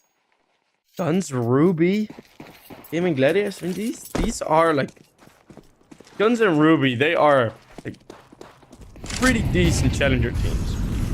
And I am 99% sure Passion UA will play challenger. Ooh, or have already played challenger. I need to get that straight.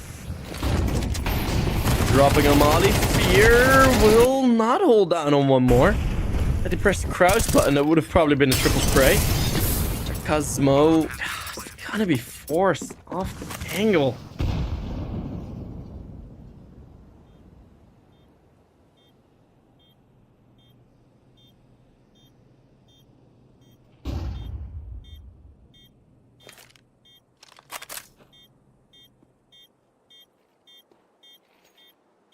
Not given the greatest of opportunities. Is now close to cutting down one from behind. The CTs are trying to break in. Smoke on the bomb could make it possible. Virtuoso with an op. You can't spray through. And he doesn't. It is Jumbo that will get a clutch there on the retake.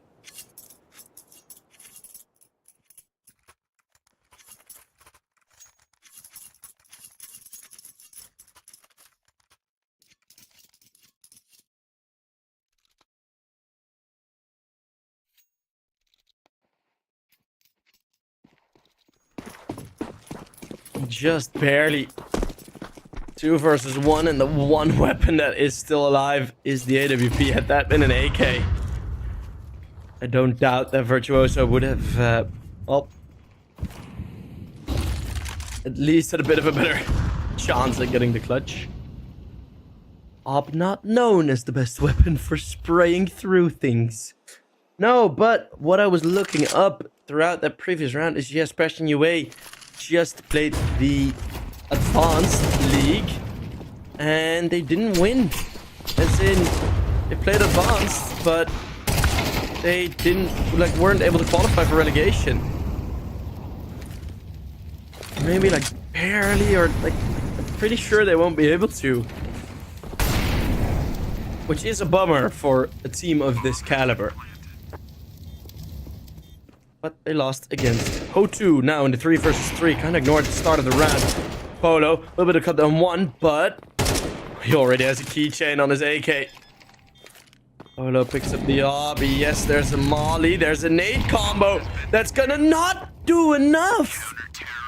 I don't know how that Molly did not spread far enough, but Polo needs to rethink his util, because that 1-2 combo should surely be able to take the bomb diffuser off of it, but I guess not.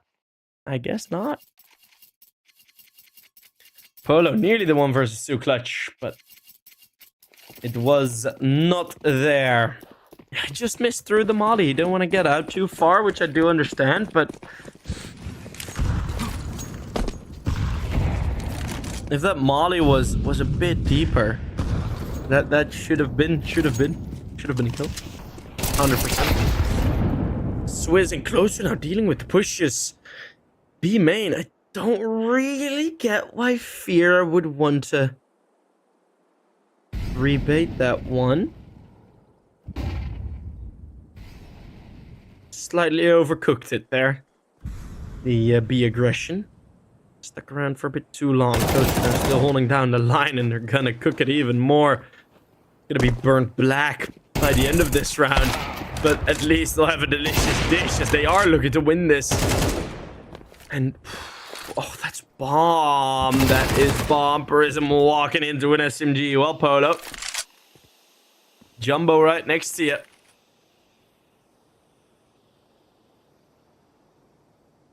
And we didn't have you didn't get the win last time. Maybe this time. He's gonna move over the top, hoping it to be a fainter of an angle.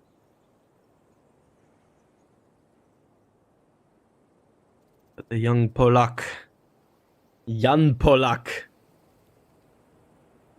is gonna try and go for this clutch. His timer is running out as Jumbo swings eventually.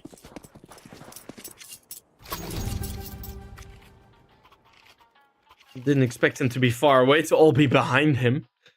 Expected at least some coverage on the bomb side, and 2 clutches going the way of Passion UA has really swung around the momentum of this half. Really has. Those 2 clutches they completely change the way this game has gone. It was looking like Apogee 6-3, 7-3, you know, getting a big scoreline, but now it's more likely Passion UA have already equalized the half, and winning it now doesn't seem too far-fetched. We've seen 2 defuses, 1-3 versus 5, and Passion UA are getting these rounds out of nowhere. This is scary for Apogee.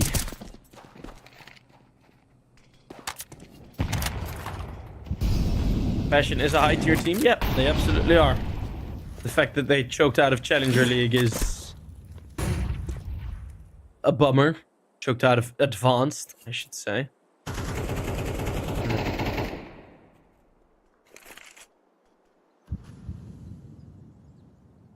That's easy Advanced for you. Passion UA looking to win tournaments like this, like CCT, to get themselves some more Valve points, to get themselves the forced invites. Great opener by those 2. Quick on the second Prism, lending a helping hand on the third. And that means Eschila is going to be the only one left standing. 5-6 will become 6-6. Bomb has been planted.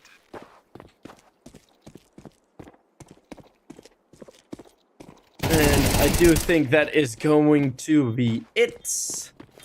Eschila has no choice but to go for a clutch. But see, Eschila also throws his util short. He also fumbles it. Close with the final one, completing his triple kill. 15 on the board for Prism, who did slow down a bit halfway. Passion UA converting the pistol, converting 2 clutches, and the 3 versus 5. And that brings us into a 6-6. So in terms of how the actual gun rounds went, Apogee absolutely having a 1-up. In terms of how the late rounds went, well, Passion UA showed dominance, as you can see by the scoreline and the amounts of kills for each. So, 6-6. And I'm looking forward to the second half, because we rarely get a 6-6 half anymore on Anubis.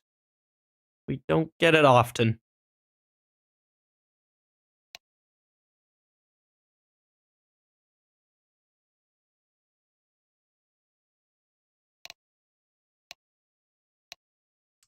I forgot the RMR statistic.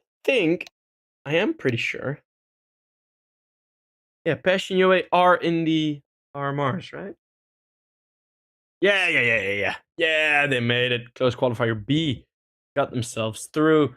Together with Pandas, Rebels, Sashi, Cloud9, and Nimiga, and Big, and Saw.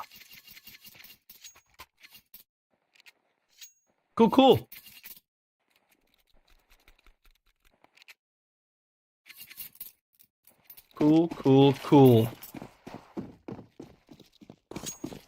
So yeah, Passion UA, they will at least have given themselves a shot at the major, which I absolutely think is deserved. Because they are now with, like, the top dogs, right? They are with the teams that you want to be with, right? The entirety of the top 10, pretty much the entirety of the top 15, although lacking some, well, just pretty much the top 30 of Europe. And that's where I wholeheartedly believe that they belong. I'm very excited to see where that is going to end up for them. Virtuoso, again, opening up the round. CTs. Having a bit of luck. Swizz will be forced out, but a flashbang's there to help. Ooh, lots of movement forced. Getting a bit wavy here, a bit windy on the ocean, and Jacosmo is gonna be the boat that will keep Passion UA afloat in this pistol round. Even through the higher waves, and Jumbo comes in from the flank. A Kraken from below. Mythical creatures, yeah. But closest chances are dry as dust for now. Terrorists win. It's gonna be 7 for Passion UA. There we go.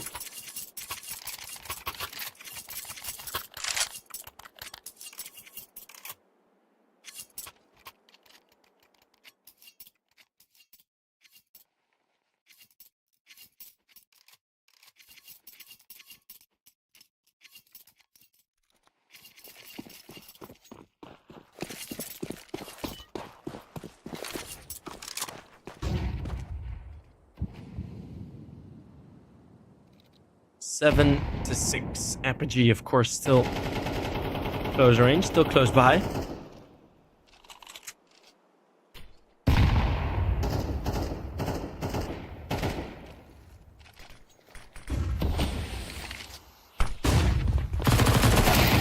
Flashbang through. Nice play. Swizz immediately accelerating, but not much they can do here for the rest of this, forced by the hand drawn out. It was a good one. In the end, it doesn't really matter. They tried so hard to lose it all. Yeah. It's gonna be Prism alone with 5-7. Let's just pretend it didn't happen. The Eyes of Cringe. Oh, brother, you have missed so much of European Pro League.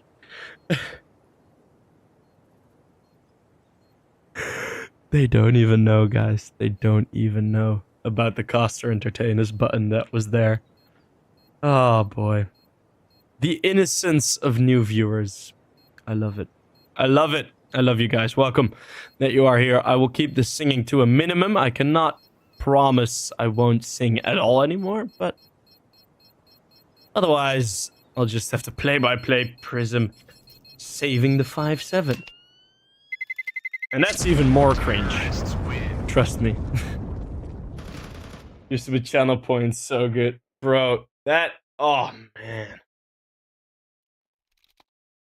Those channel points, man, they went hard in the paint. There is a reason that this channel hasn't been growing as fast, and that has mostly been, well, also because of timing, because CCT came in. Like, EPL was a bit earlier than CCT, so there was already like a pretty good viewer base to start off with. But it's also like the channel points base to start off with. But it's also like the channel points, because Twitch really likes when channel points are being spent, and people were spending millions of channel points. So the stream, like if there were equal numbers, but our stream had more channel points being spent, then our stream would be up a bit higher on Twitch, because it would have a more active chat and whatever. And we've always had a super active chat, and I think for now it's a bit slow, but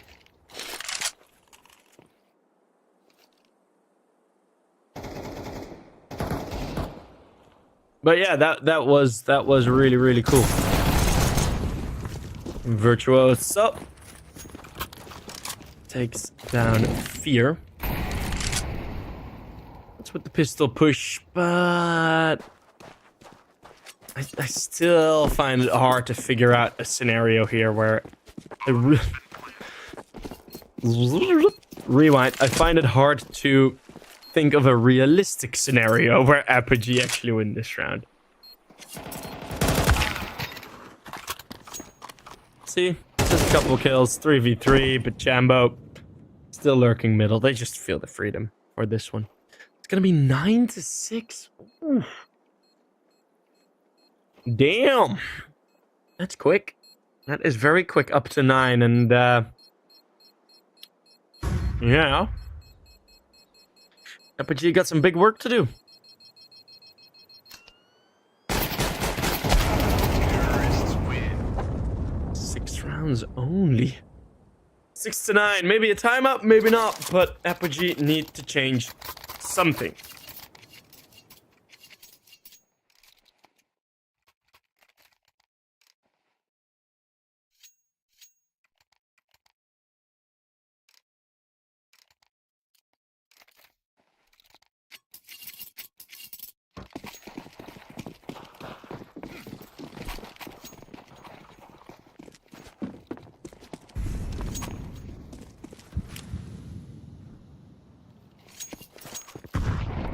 CT's not really up on any aggression.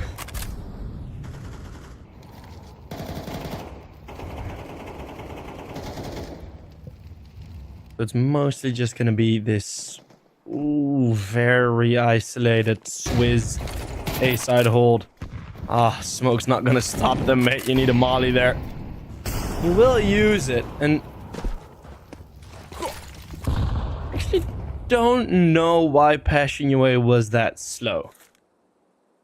Because I don't know, there wasn't really an indication that Swizz had more teammates, right? There wasn't another flashbang being thrown in. Maybe Passion UA just judged it as a trap. Kinda, I guess. I don't know.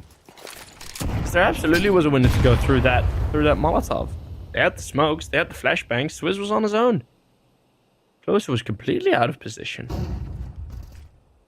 And now as the position slightly reset, it's a bit more heavy on towards B and middle, and the late smoke does fully take the attention of Virtuoso, and now smokes are on the other side. The hunt for information is gonna cost Closer dearly, as his teammate has already fallen on A, and this is the save call. Passion UA get double digits.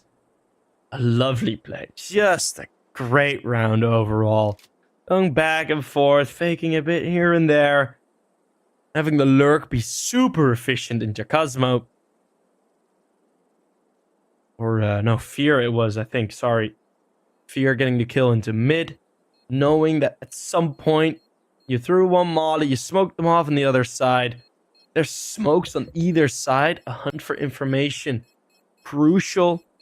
And Fear just awaits him. Open arms. Come here, buddy. Come here. Just to go plow, plow, and take him down with AK. I don't know if that's what an AK sounds like. I haven't ever heard one in real life, but...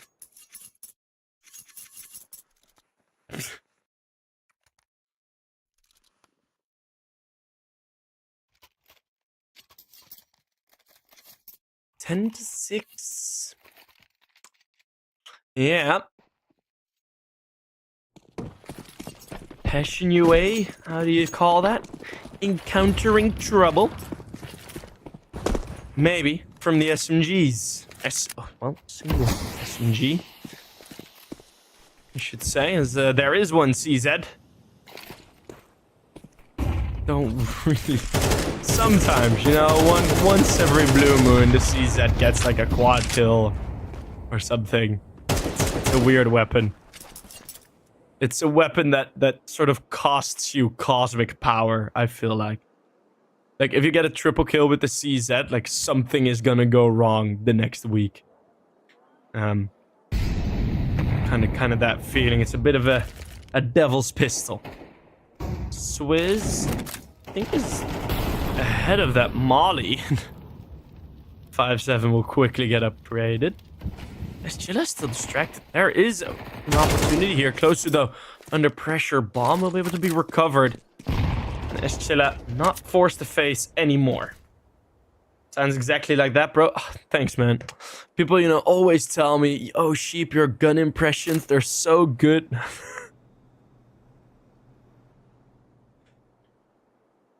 Here's my op. Boom. No, that's so cringe. Sorry.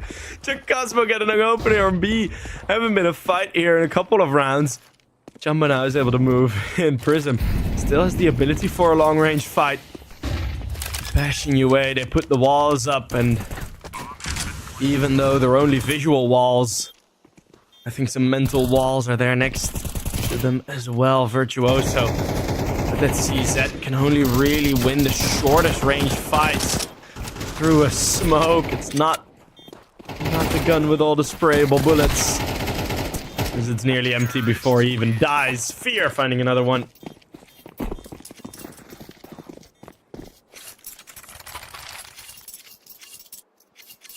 And it's been all passion the entire half. This has gone very, very lopsided, but they are playing really, really good CS.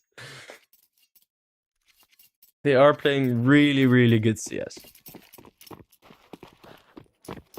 Good for the stream, you don't use auto director.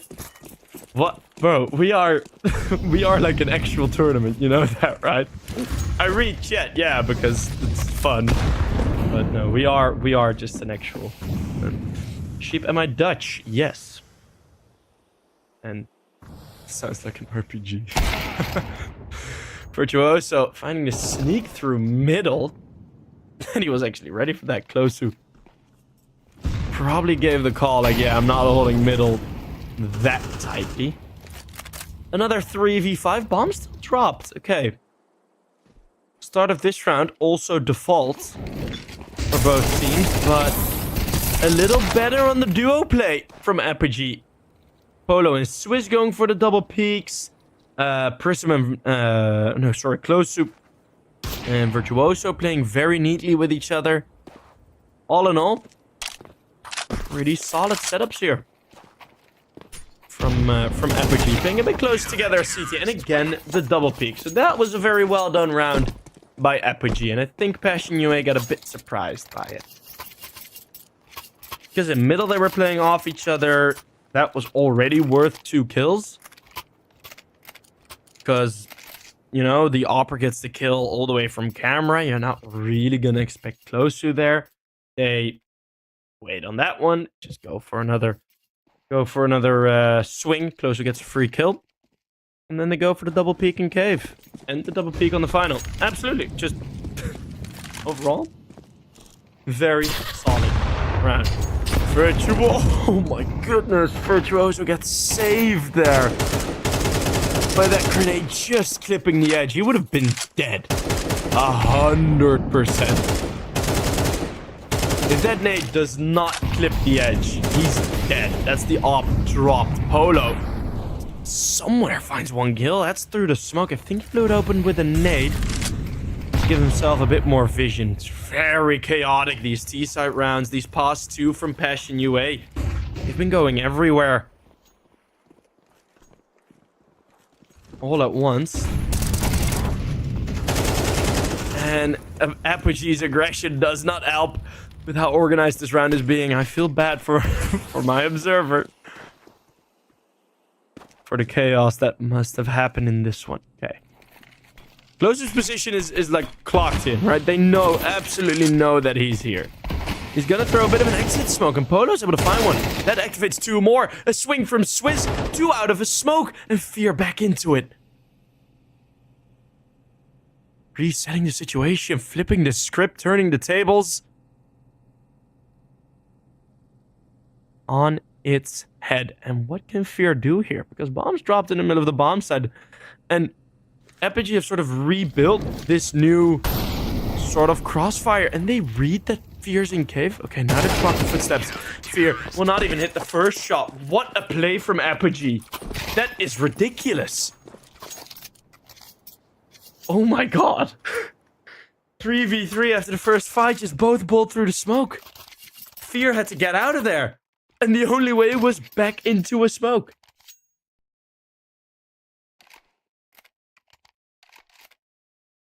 Tactical timeout for Passion UA. Suddenly they're starting to realize Apogee kind of has a read on him.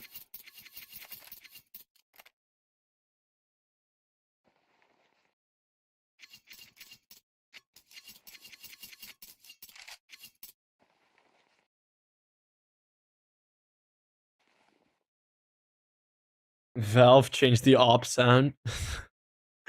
It took them about a year to, or like half a year to fix like the model issues. No, to be fair, like if you look at how long it took for the hit registration for the hitboxes, like in Global Offensive, the hitboxes, the only reason they fixed that is because War Owl made like a whole campaign of like Volvo please fix with that situation. Is 2 CTs run to their death, that's a third. Okay, well, Apogee, I like the idea, but patching away, go for a bit more control. Polo keeps it somewhere. Oh, Virtuoso's still waiting here. With the op, no less. Oh, that's one. And now they're gonna have to face so many different angles where this op can be. Smoke thrown down, but it's a bit too deep. There's a gap where they can comfortably cross. Polo hasn't gone anywhere. It's just Virtuoso on his own, blinded and taken out. Polo in a 1 versus 2. This round started in a 2 versus 5. Virtuoso and young Polo here. We're the ones to get it back. He's gonna take the gamble of walking through smoke. But Zerofix has his crosshair placement perfect. 12 on the board for Passion UA, as they are a bit more comfortable.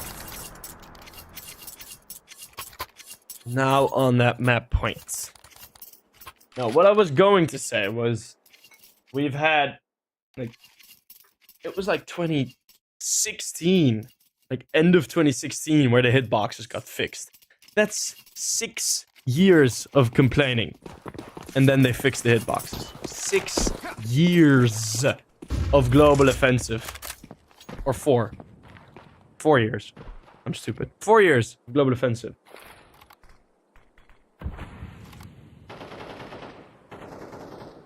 And the jumping animations, how ugly they were, that took them like 2 years to fix. I mean, it's going fast in terms of Valve thingies. But we expect more, and that's good. It puts the pressure on, because secretly, I think we all love this game. Even though how much we complain about it. 12-8. I think Passion UA are loving this game a bit more right now. And then Apogee, as they're a bit more comfortable. Got all the AKs, got the op. No op for Virtuoso, and that smoke fading. Eschilla hampering to that side wall as best he can. Swiss Polo close to. Ooh, all CTs scrambling to find themselves some kills. The fight from Polo. He did lose it on the side. Yes, we saw a different shot happening. Slight confusion there in the kill feed, but it's Swizz.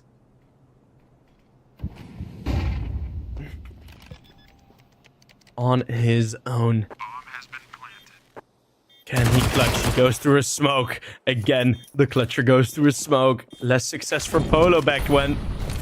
And 10-second defuse. Fear. My guy. Oh my goodness. This is a knife for Apogee as he just sticks it. Oh, fear. Oh, pros don't fake. Pros don't fake. Oh my god.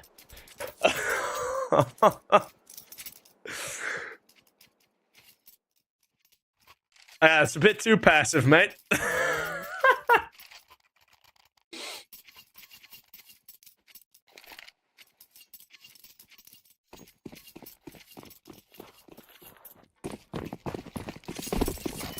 Was he just hoping, like in the cartoon, that he'd cut like the wrong wire or something? Again, aggression. Apogee, they really think this is the solution. It hasn't been 100%, but it's had the highest chance of victory for them. Now this fight, with the double smokes down, will at least delay full control, so a B-side take will be delayed 100%. And the A-side is still under pressure, close to fading smoke and a double peek. Him and Polo get the opener together.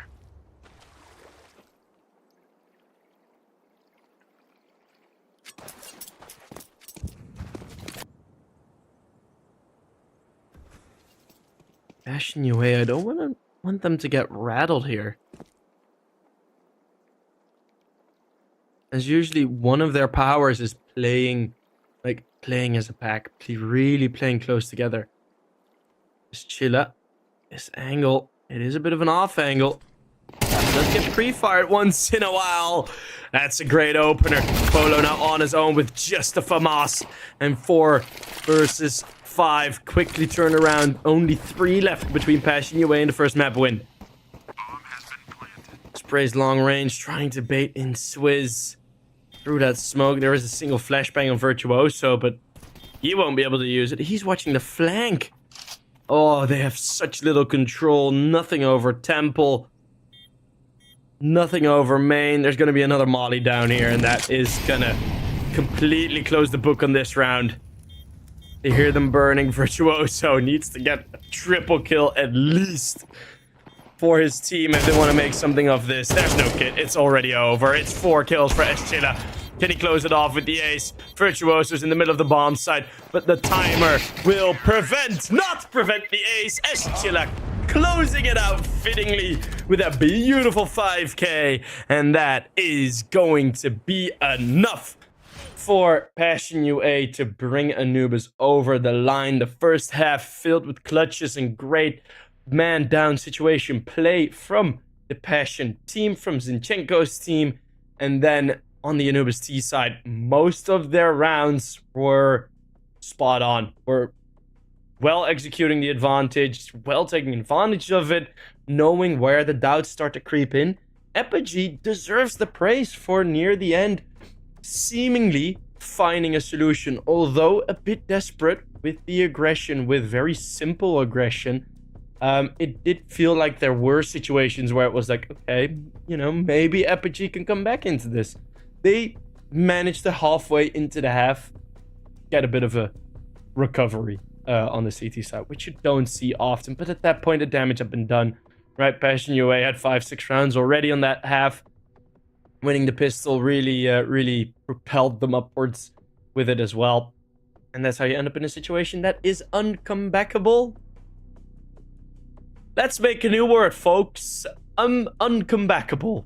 That's terrible. But we'll see if a comeback from Apogee is still possible in map number 2. We'll head there when we'll head there. It will be about 10 minutes. See you guys. Map number 2.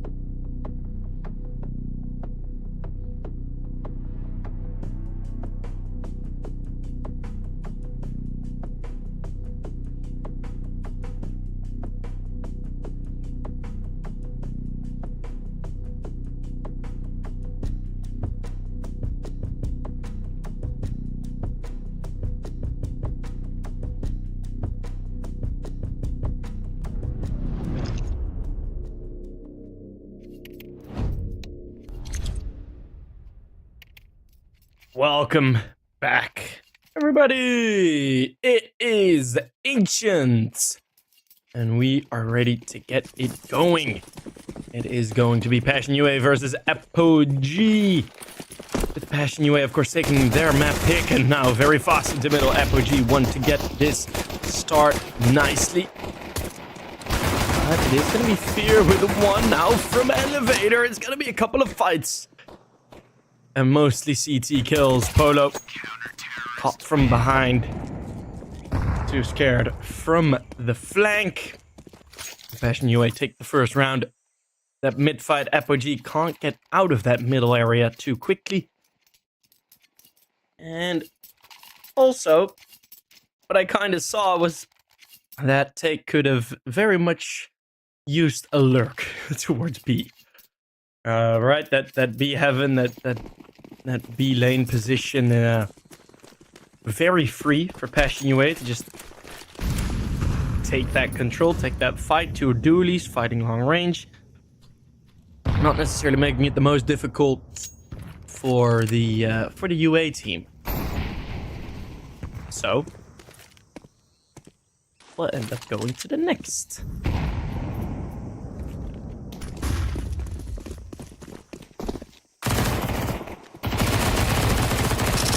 Chilla.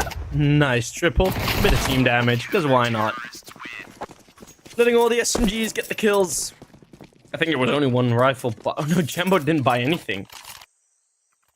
Okay, well, I'm certainly interested in how this round will go.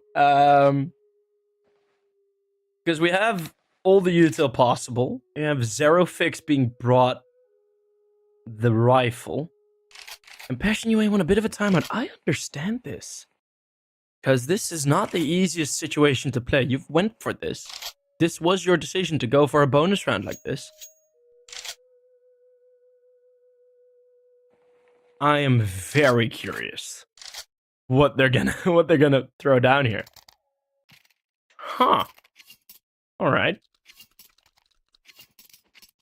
Got 5 AKs on the other end and a bit less util. But show us. Show us. They got coaches? Absolutely. Coach for Passion UA is a man named Kane, who has a lot of tournaments on his back. Which team was he coached of? Oh, Navi. Oh, very sick. From 2017 to 2019, he was the coach of Natus Vincer. Swizz is going to get destroyed by Chakasmo, and it is going to be that B lane aggression that is the call with these SMGs. Close, who will be shot down close range. And a retake. Whoa, Zero Fix. Got to watch out.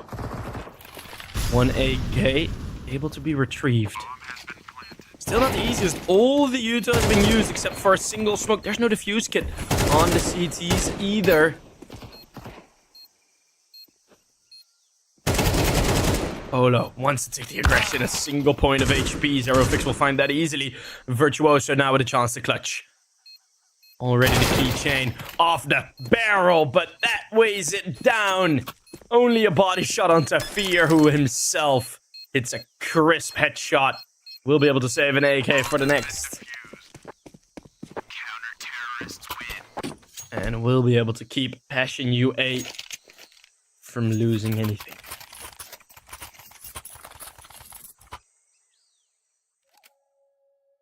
This is very cool. I actually did not know Kane was the coach of Passion UA. I knew it was, like, I knew the name Kane, but my guy is a major winner, by the way. Lost Copenhagen, Cologne 2018. Cologne 2018. I saw this man live. When, like, I've seen him live lift a trophy, and I completely forgot who he was. I've seen him live at Cologne. Okay, well, that's interesting, but still very cool. Took a bit of a break from coaching, and he went to the Incas.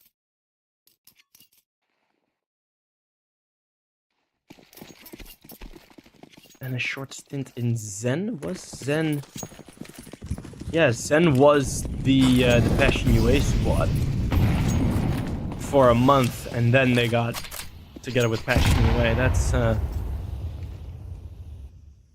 That's nice to see. A lot of belief from Zinchenko, who, as the owner of this organization, as the CEO of Passion UA, Zinchenko, he deserves praise. He has done a wonderful job with this organization. He really has. As Chilla now needs to return in. A lot of control for Apogee. They've done well in the early round, but it's a bomb site. One of the easiest to retake. Chakasmo with a double. Keeps it easy. Oh, that nade. Oh, that nade. That changes the narrative. Bomb is kind of stuck. But Fear does not know that, so he is going to take the fight. Zero fix with 7 HP. Won't be able to do much more. It is going to be Apogee taking their advantages off of the impressive mid rounds. The mid-round util was very, very nicely done. And they managed to get quite an empty A-bomb site. That final nade, of course, being the nil in the coffin. Harry Kane. Wasn't that the clip of... damn, what's his name again? Oh my god, how do I forget his name? Oh yeah, Antoine Griezmann scoring a header on the training. Antoine Griezmann scores a header and just goes, Harry Kane! Such a funny clip.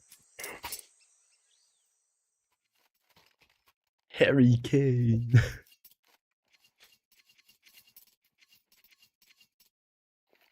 I think not a lot of people are aware of the fact that Kane has actually had that type of record. I haven't heard it mentioned on other streams either. Well, the task falls upon me to keep that information alive. No, I've never heard it on other streams either. I haven't seen every game from Passion UA, of course, but good to know now as the B-bomb site is going to get attacked and getting the right decision as Jacosmo just gets sprayed. Like your gardening hose, big brother with the gardening hose into your face.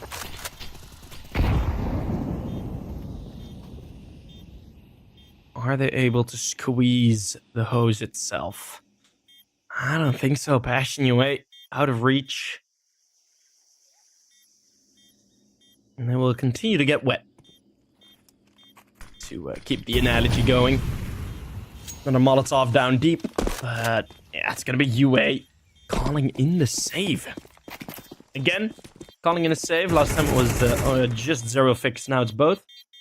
Or Fear and Jumbo both joining him. And Apogee, this T-side is looking good. Very good looking T-side thus far.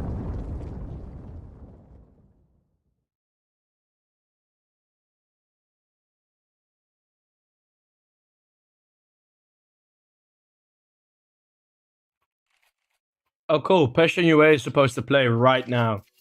Oh, no, wait, that's tomorrow. What does it say for today?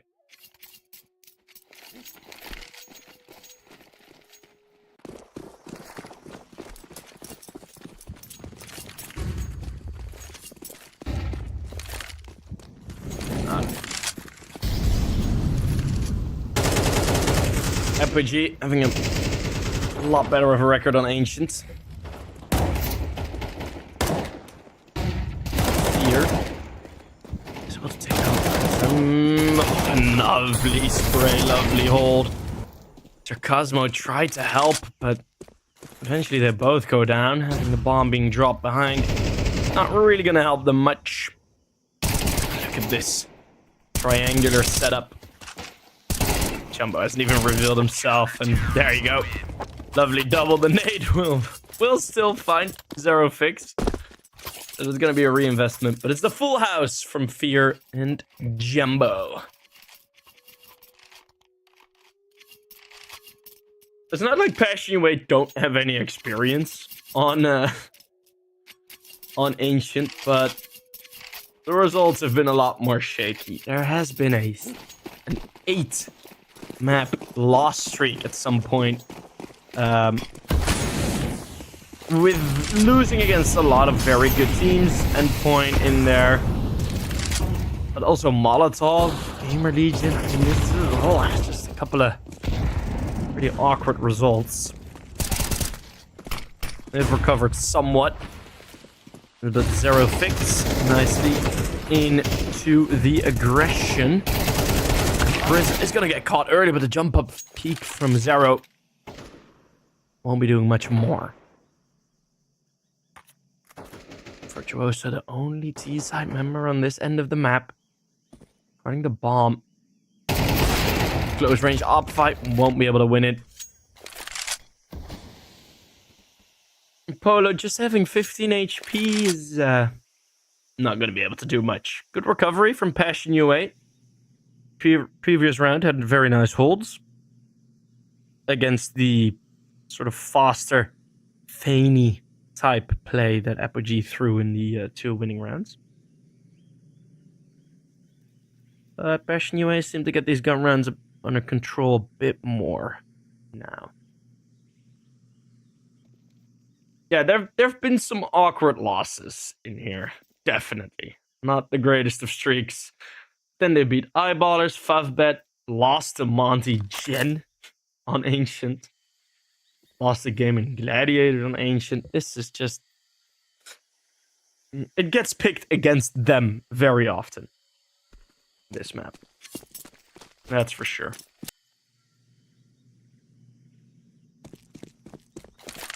As Ancient for many teams is a very good map, as it is quite simple. Of course, at the highest level, none of the maps are simple, but still, I do think a lot of teams find it a very enjoyable map and want to be good at it. Passion UA, not so much. They just keep it in the map pool and everyone keeps picking it against them. So it's in a bit of a similar situation as Mirage for them. Around 50% win rate in 30 or 30 plus matches in the past 30 months. So that's a lot. That's a lot of Counter-Strike. But then you got Vertigo, which Apogee also played. They had a tough loss in it recently. I was casting it, I don't remember, but I don't remember against who. Polo is Swiss though. Ooh, look at this. Lighter weaponry. Getting themselves a couple of kills. Fear wants to return the favor. Let's get a bit more control. I implore Fear to go forwards here. Not necessarily backwards. I mean, you'll leave middle open a bit more, but they are going to return. So it's not going to be of influence that much, but you're playing in a 3v4. You're not going to be playing together at all anymore. Oh, made a bit of a noise. Getting the peek through the plants. Jumbo, somehow still alive. Now will be decapitated. One extra AK picked up and the AWP now. And all of a sudden, Chillin is in a lot less likely of a winning situation. This round feels uncomebackable from Chilla. Polo, you boring son of a... Oh, god damn it. Why not knife?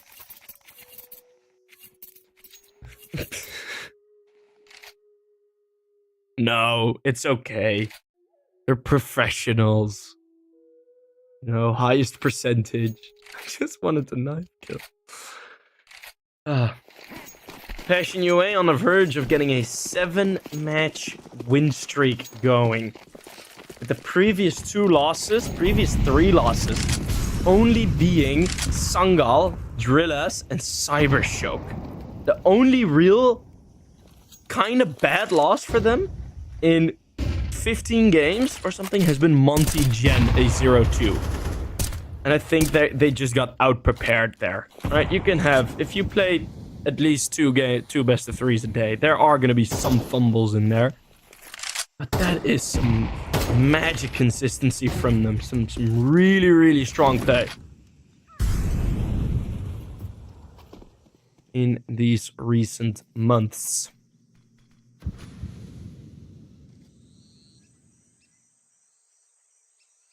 Similarly, Apogee have also been performing kind of nicely, but then losing against Johnny Speed, against Navi Jr., LNG, right? There are a couple more losses in there. They've lost against Navi Jr. 3 times within a month. Well, that's a rough one. Makazi, too strong. This is going to be a ball, like a bar fight in the middle. Flashbang's great. Close to shot, even better. But then Jumbo close range with the op doesn't see peek far enough. The Virtuoso and said it was going to be a bar fight, but no such thing will happen. Oh, okay. Huh. Throwing the smoke to cover the plant. That's actually a very nice idea, because they can get the bomb down. That is nice. That is well covered by Apogee, because they absolutely did not know where Eschilla was hanging about.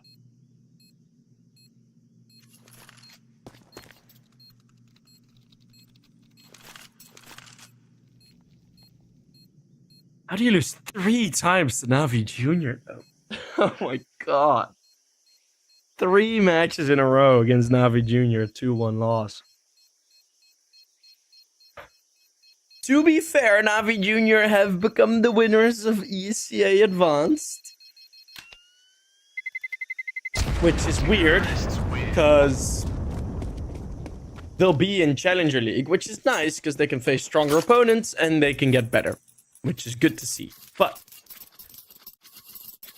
just imagine for a second, next season, you know, I'm casting all of the ESOT Challenger games, you know, we're all up in there again.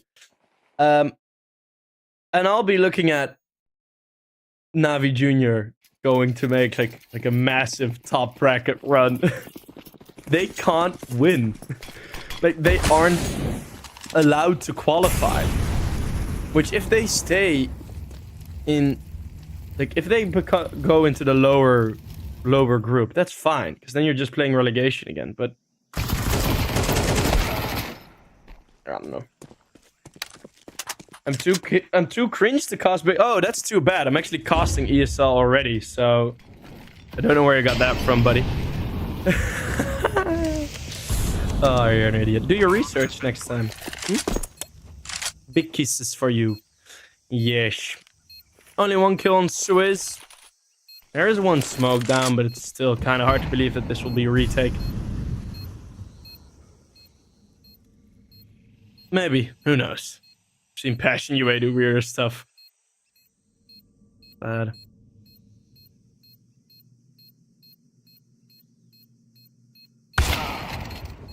Yeah, I think you're just gonna try and save the AK, try and take some weapons down, which will not work. Oh, rip closer. That's at least 1 thing. Oh, they take down 3 with the bomb? Damn.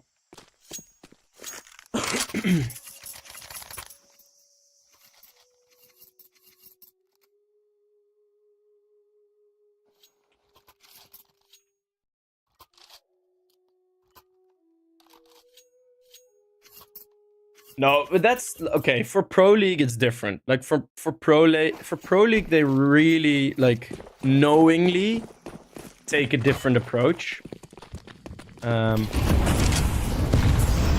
which I kind of understand. Like, because the thing is, when CS Summit like got discontinued, it left like that sort of tournament. It left that like vacant. There wasn't another spot for a tournament like that.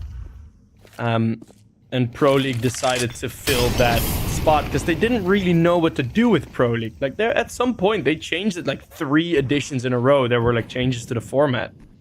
At some point, they just thought, well, CS Summit doesn't exist anymore. Let's just do that here. Which, honestly, I think has worked pretty well. With all the skits and all the fun. I want to see more of the players. Like, I want to have like a player room where they're all together. You know, having the kitchen or whatever. But maybe that is just not possible. Nice flank here from Chilla. Very nice flank. No coverage at all. Prism is gonna be fooled here.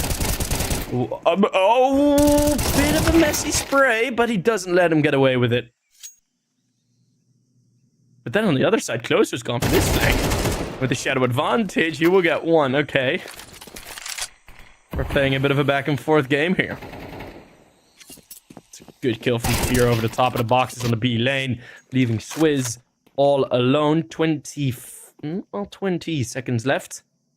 Can he find Fear? No. Fear doesn't even get touched by a single bullet. 6-5. We forgot about Summit. Yeah, I mean, that is the gap that Pro League has filled. Right? That kind of more laid back, more kind of funny casts. Although I do wish we'd get the duck trophy back from Summit. Oh, just have a duck. Have like one camera guy walking into their rooms. I mean, it was fun. Summit was by far one of the more fun Counter-Strike experience. Oh, there we go. Jumbo. Nice double kill through the smoke. And this entire Apogee round just kind of goes to nothing. Well, it was a response to the previous round with going slow and then falling victim to a big flank. The response now was, all right, we'll go fast and we'll just take middle. But Passion, you had quite a good read on that. 7-5 in the CT half. Depends, but I was going to be riding on this pistol and economy control for Apogee, because that was something that they really struggled at on Anubis in that second half, where the economy just never really got up to maximum points.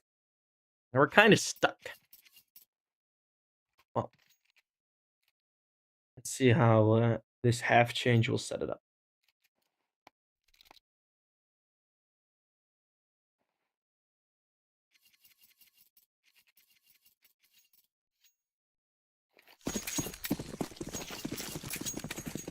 No, but what I also think is like the way the Summit environment was set up, I think like a lot of players got new fans from there.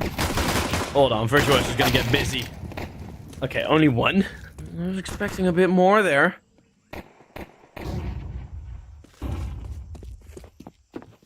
As all the flashes rain over, it's gonna be a reroute, a single kill trade. It's gonna be fine.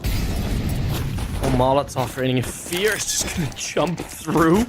No smoke, no nothing. And the kills do come back a bit, but Fear is low, and 2 versus 3 is just gonna keep wide swinging. Now Zerofix has no one to play off of. We're all gonna funnel into the same direction. Zerofix needs all 3! Oi, oi, oi, that was so close.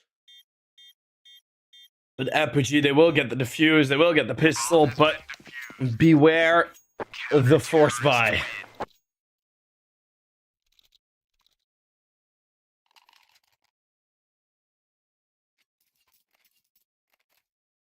How did I become a caster? I just started, and then Magiska Abbas got a caster from this tournament.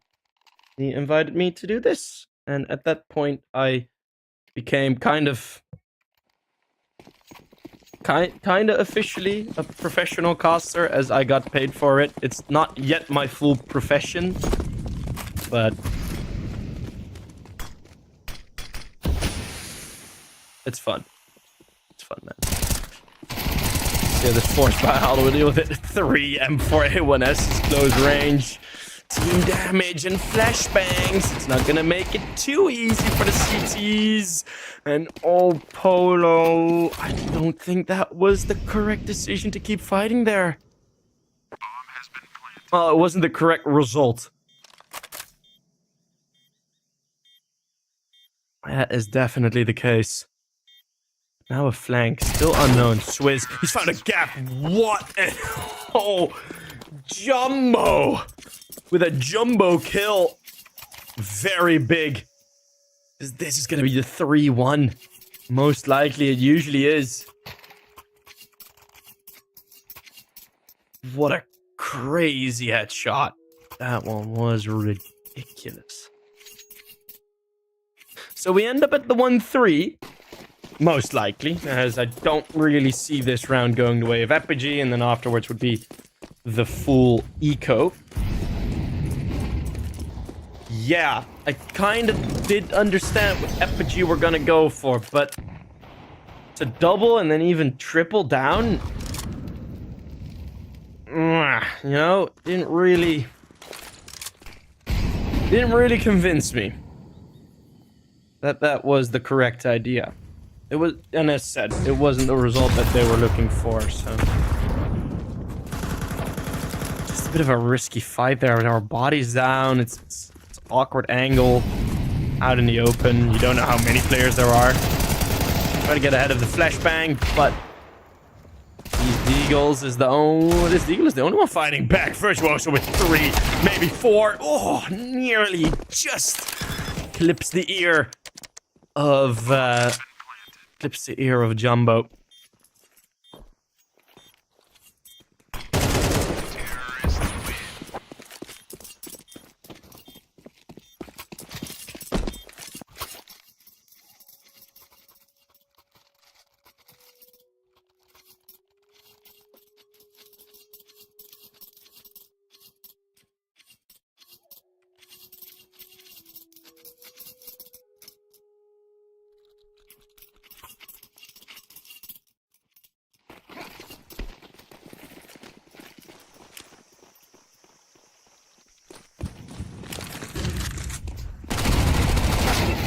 Mac 10.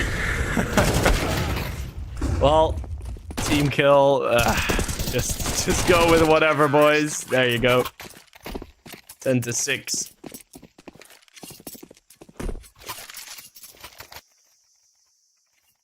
Passion your way. It will indeed be the 3-1 at the half, as expected.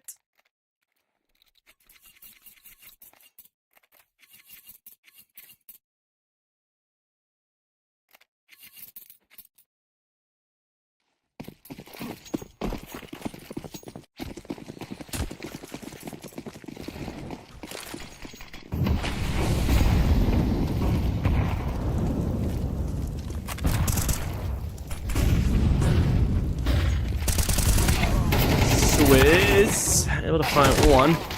Bit silent there, as we did start off this round number 17 quite feisty with the mid fight. It is the CTs leaving that situation with 1-man advantage to Cosmo. Nice trade. A bit late, but at least it does get traded. They could go over towards B. Virtuoso and Fear, they were in a battle of their own. Not necessarily know what the plan is here for Passion UA. I think they were just kind of all across the board looking for an opening, which will come to them. And now Prism has to face 2 angles. Nearly takes 1 down. Now, there's help from Virtuoso, but the turnaround, he misses a shot, and that might be crucial. 11 could be on the board here. Both AKs empty. Yup. Straight down the line, Jumbo will not get the kill. Virtuoso too sharp, and especially with the new update. It's going to be a lot easier to hold that angle.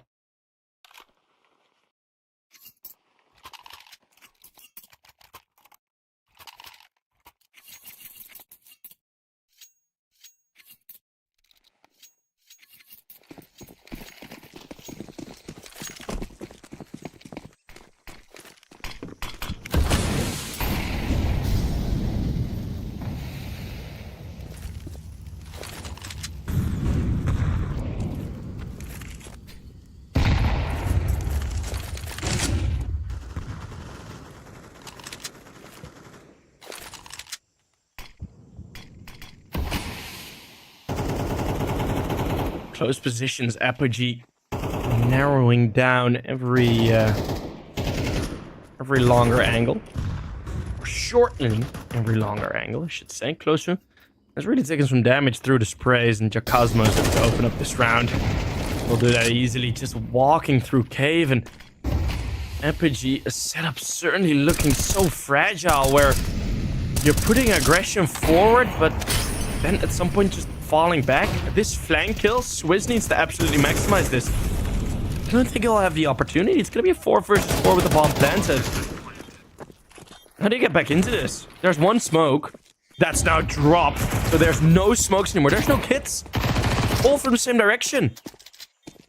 Apogee, they stretch out like a balloon, making it so much more easier to pop this CT hold. And now they're gonna have to start fighting back, but it's Fear with a nice double, standing out in the open, just baiting himself. Prism is low and will be found. Jacosmo and Fear, a full house between the two of them. And Apogee, they go... Ah, man. Aggression on A, aggression on middle. And peeking B lane. And then falling back from middle. Falling back from B lane. Whilst having low HP. Whilst leaving cave open throughout this entire length of the round. Oh my god. That's a couple of mistakes. And the Polish, they're playing for overtime. Passion away, looking ready. Solid to solidify themselves into the favorite spot. Or the, into the seed for favorites. Favorites? Seed? Into the favorites seed? Yeah, I think that's the correct call. Let me just think about it a bit. But, yeah. I mean, if you 2-0 your, in theory, next best opponent in the tournament in an upper bracket final like this, playing this much better, that is looking real good. And Apogee, they're going to need to prove themselves, man. They're going to really need to prove themselves against TSM tomorrow. I'll have the luck of costing that one as well. And the late half A-rush. What a classic. Is this going to be the round where Passion completely shut down Apogee, the long-range fight from Polo? It is there, and Virtuoso has an op. Polo, this is a lovely play going in deep like this. It's a 2v4. And maybe, just maybe, the late half A-rush is not going to work out. Passion get stomped on that A-side rush. Polo with some great movement, staying active, and he absolutely won him the round. Unless, of course, Astilla goes for the clutch. Wait, he has bomb. Oh my god, I really shouldn't talk. Oh my god, he actually has an opportunity to win this. Imagine 1v4 for the win.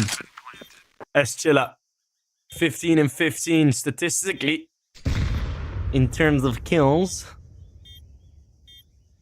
The worst performer on the team, which at this point is not a bad title to have, as everyone from Passion UA is having an amazing event. Astilla, 2 flashbangs. You can do a lot of work with this, but there's nades, there's smokes, and there's bullets. Apogee, they survive a bit of a scare that I was really hyping up as much as I could, as you may have noticed. But it is going to be an 8 for Apogee. No, don't ask for score updates. Don't.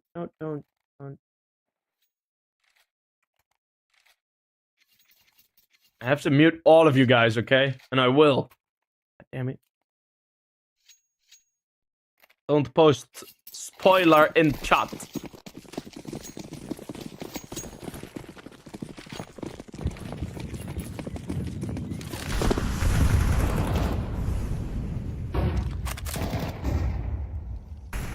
Well.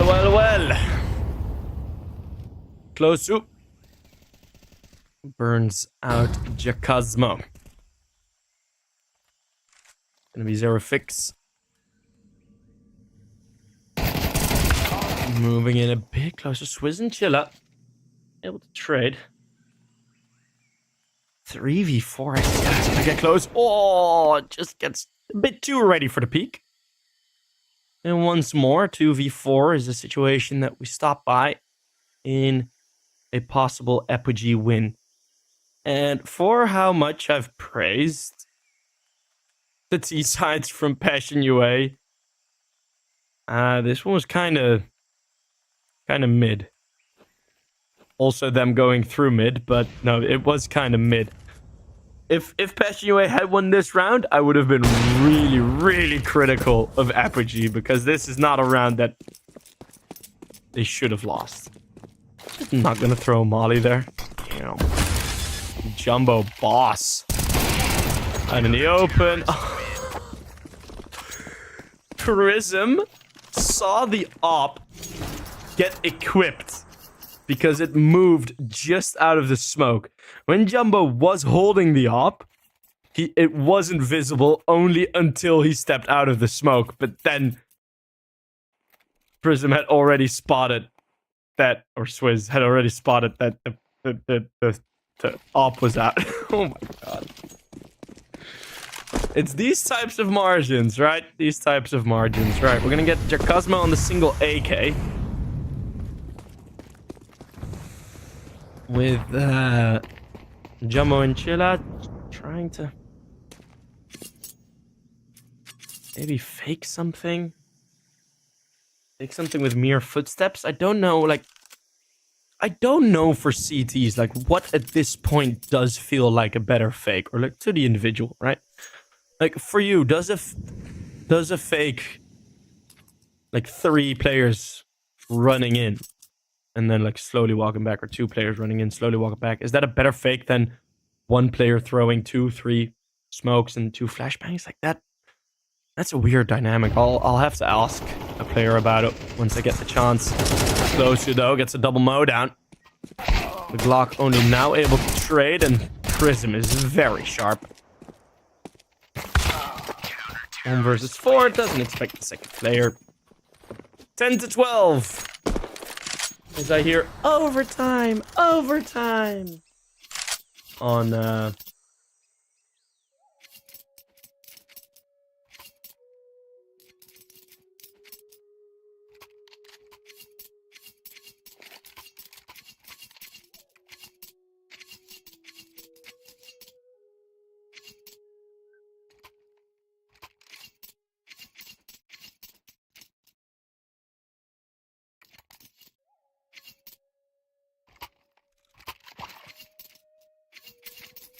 well.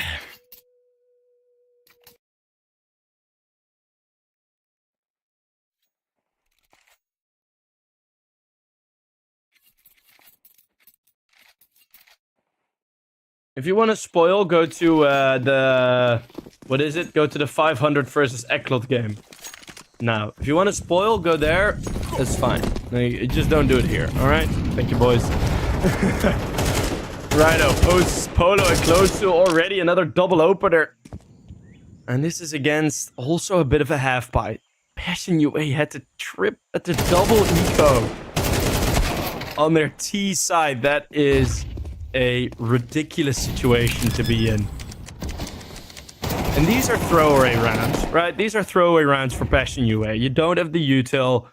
You don't really have anything you can work with properly. So you're just going to be pushing in, try to get the bomb down, whatever, right? This is just normal coverage. 11 to 12. Apogee now 1 single round away. Well, Passion UA have been 1 round away for a bit now. 4 rounds in a row from Apogee, but keep in mind, I think 2 or even 3, yeah, 2 of those rounds guaranteed have been, one was just like a complete miscalled round. The other one was kind of clutch from Polo, and then it was a hero AK and a half buy, not even a half buy, like a quarter buy. So yes, it's 4 rounds, but that's mostly due to economic timing from the losses of Apogee, or losses of Passion UA. So this is already looking a lot better. They're afforded more space. Passing away. Sorry, Apogee. They look fearful here. With them not challenging.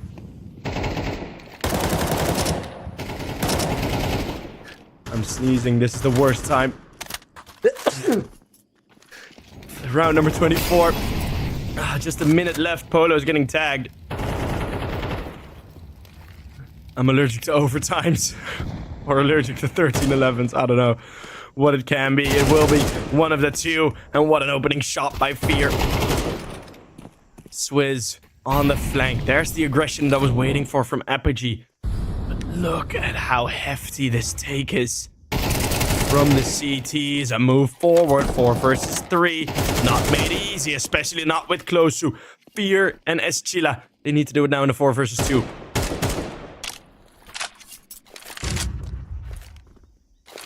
A reroute, maybe. There's 25 seconds to work with. They can still get to the other bomb site. Eschila finds one. The flank gets set up. That kill pulled them back in, and now there's ample space to move over towards the A bomb site. I think Passion are gonna do it here. Eschila, he will get to the bomb first. Fear does not hold him back, but Swizz is unable to cancel. 2 kits, a single flashbang, and that needs to be the best flash Swizz has ever thrown in his life. But look at the HP, 22 and 24. And in round number 24, we might see the final round in the upper bracket for Apogee. At least for now. A spot in the grand final would still be possible if they double swing, which they will. Passion away, stop the comeback. 13-11. And that will be our first finalists of European Pro League Season 19 tomorrow. Apogee, who actually had 2 kind of decent recoveries in both of the games. Anubis was a bit too far-fetched, right? Anubis was a bit too far to get back, really. But on Ancient, they nearly made it happen. Which, just amazing play from Apogee to get it back as close as they did. TSM tomorrow will have a tough opponent to play with. And I have a bit of a feeling that TSM versus Apogee game is going to be a banger. It really is.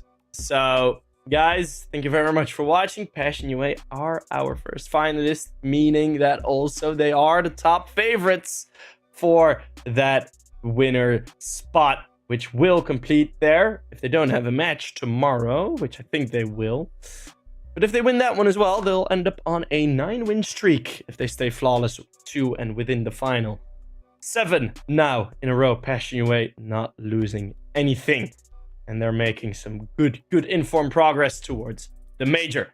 Let's see how they'll perform in the final. Let's see how they'll perform in the major afterwards. Guys, thank you guys all very much for watching. My name's been Several Sheep throughout the day. Tomorrow, I'll be back for the last stream of last cast for me for this season, and then afterwards we'll be back with another Division 2 season. So guys, don't go anywhere. Follow me on Twitter if you can, because my Twitter is fire. It really isn't, but I'd like you to follow me on Twitter. So yeah, guys, thank you guys very much for watching, and we'll see each other tomorrow. Peace out, babies.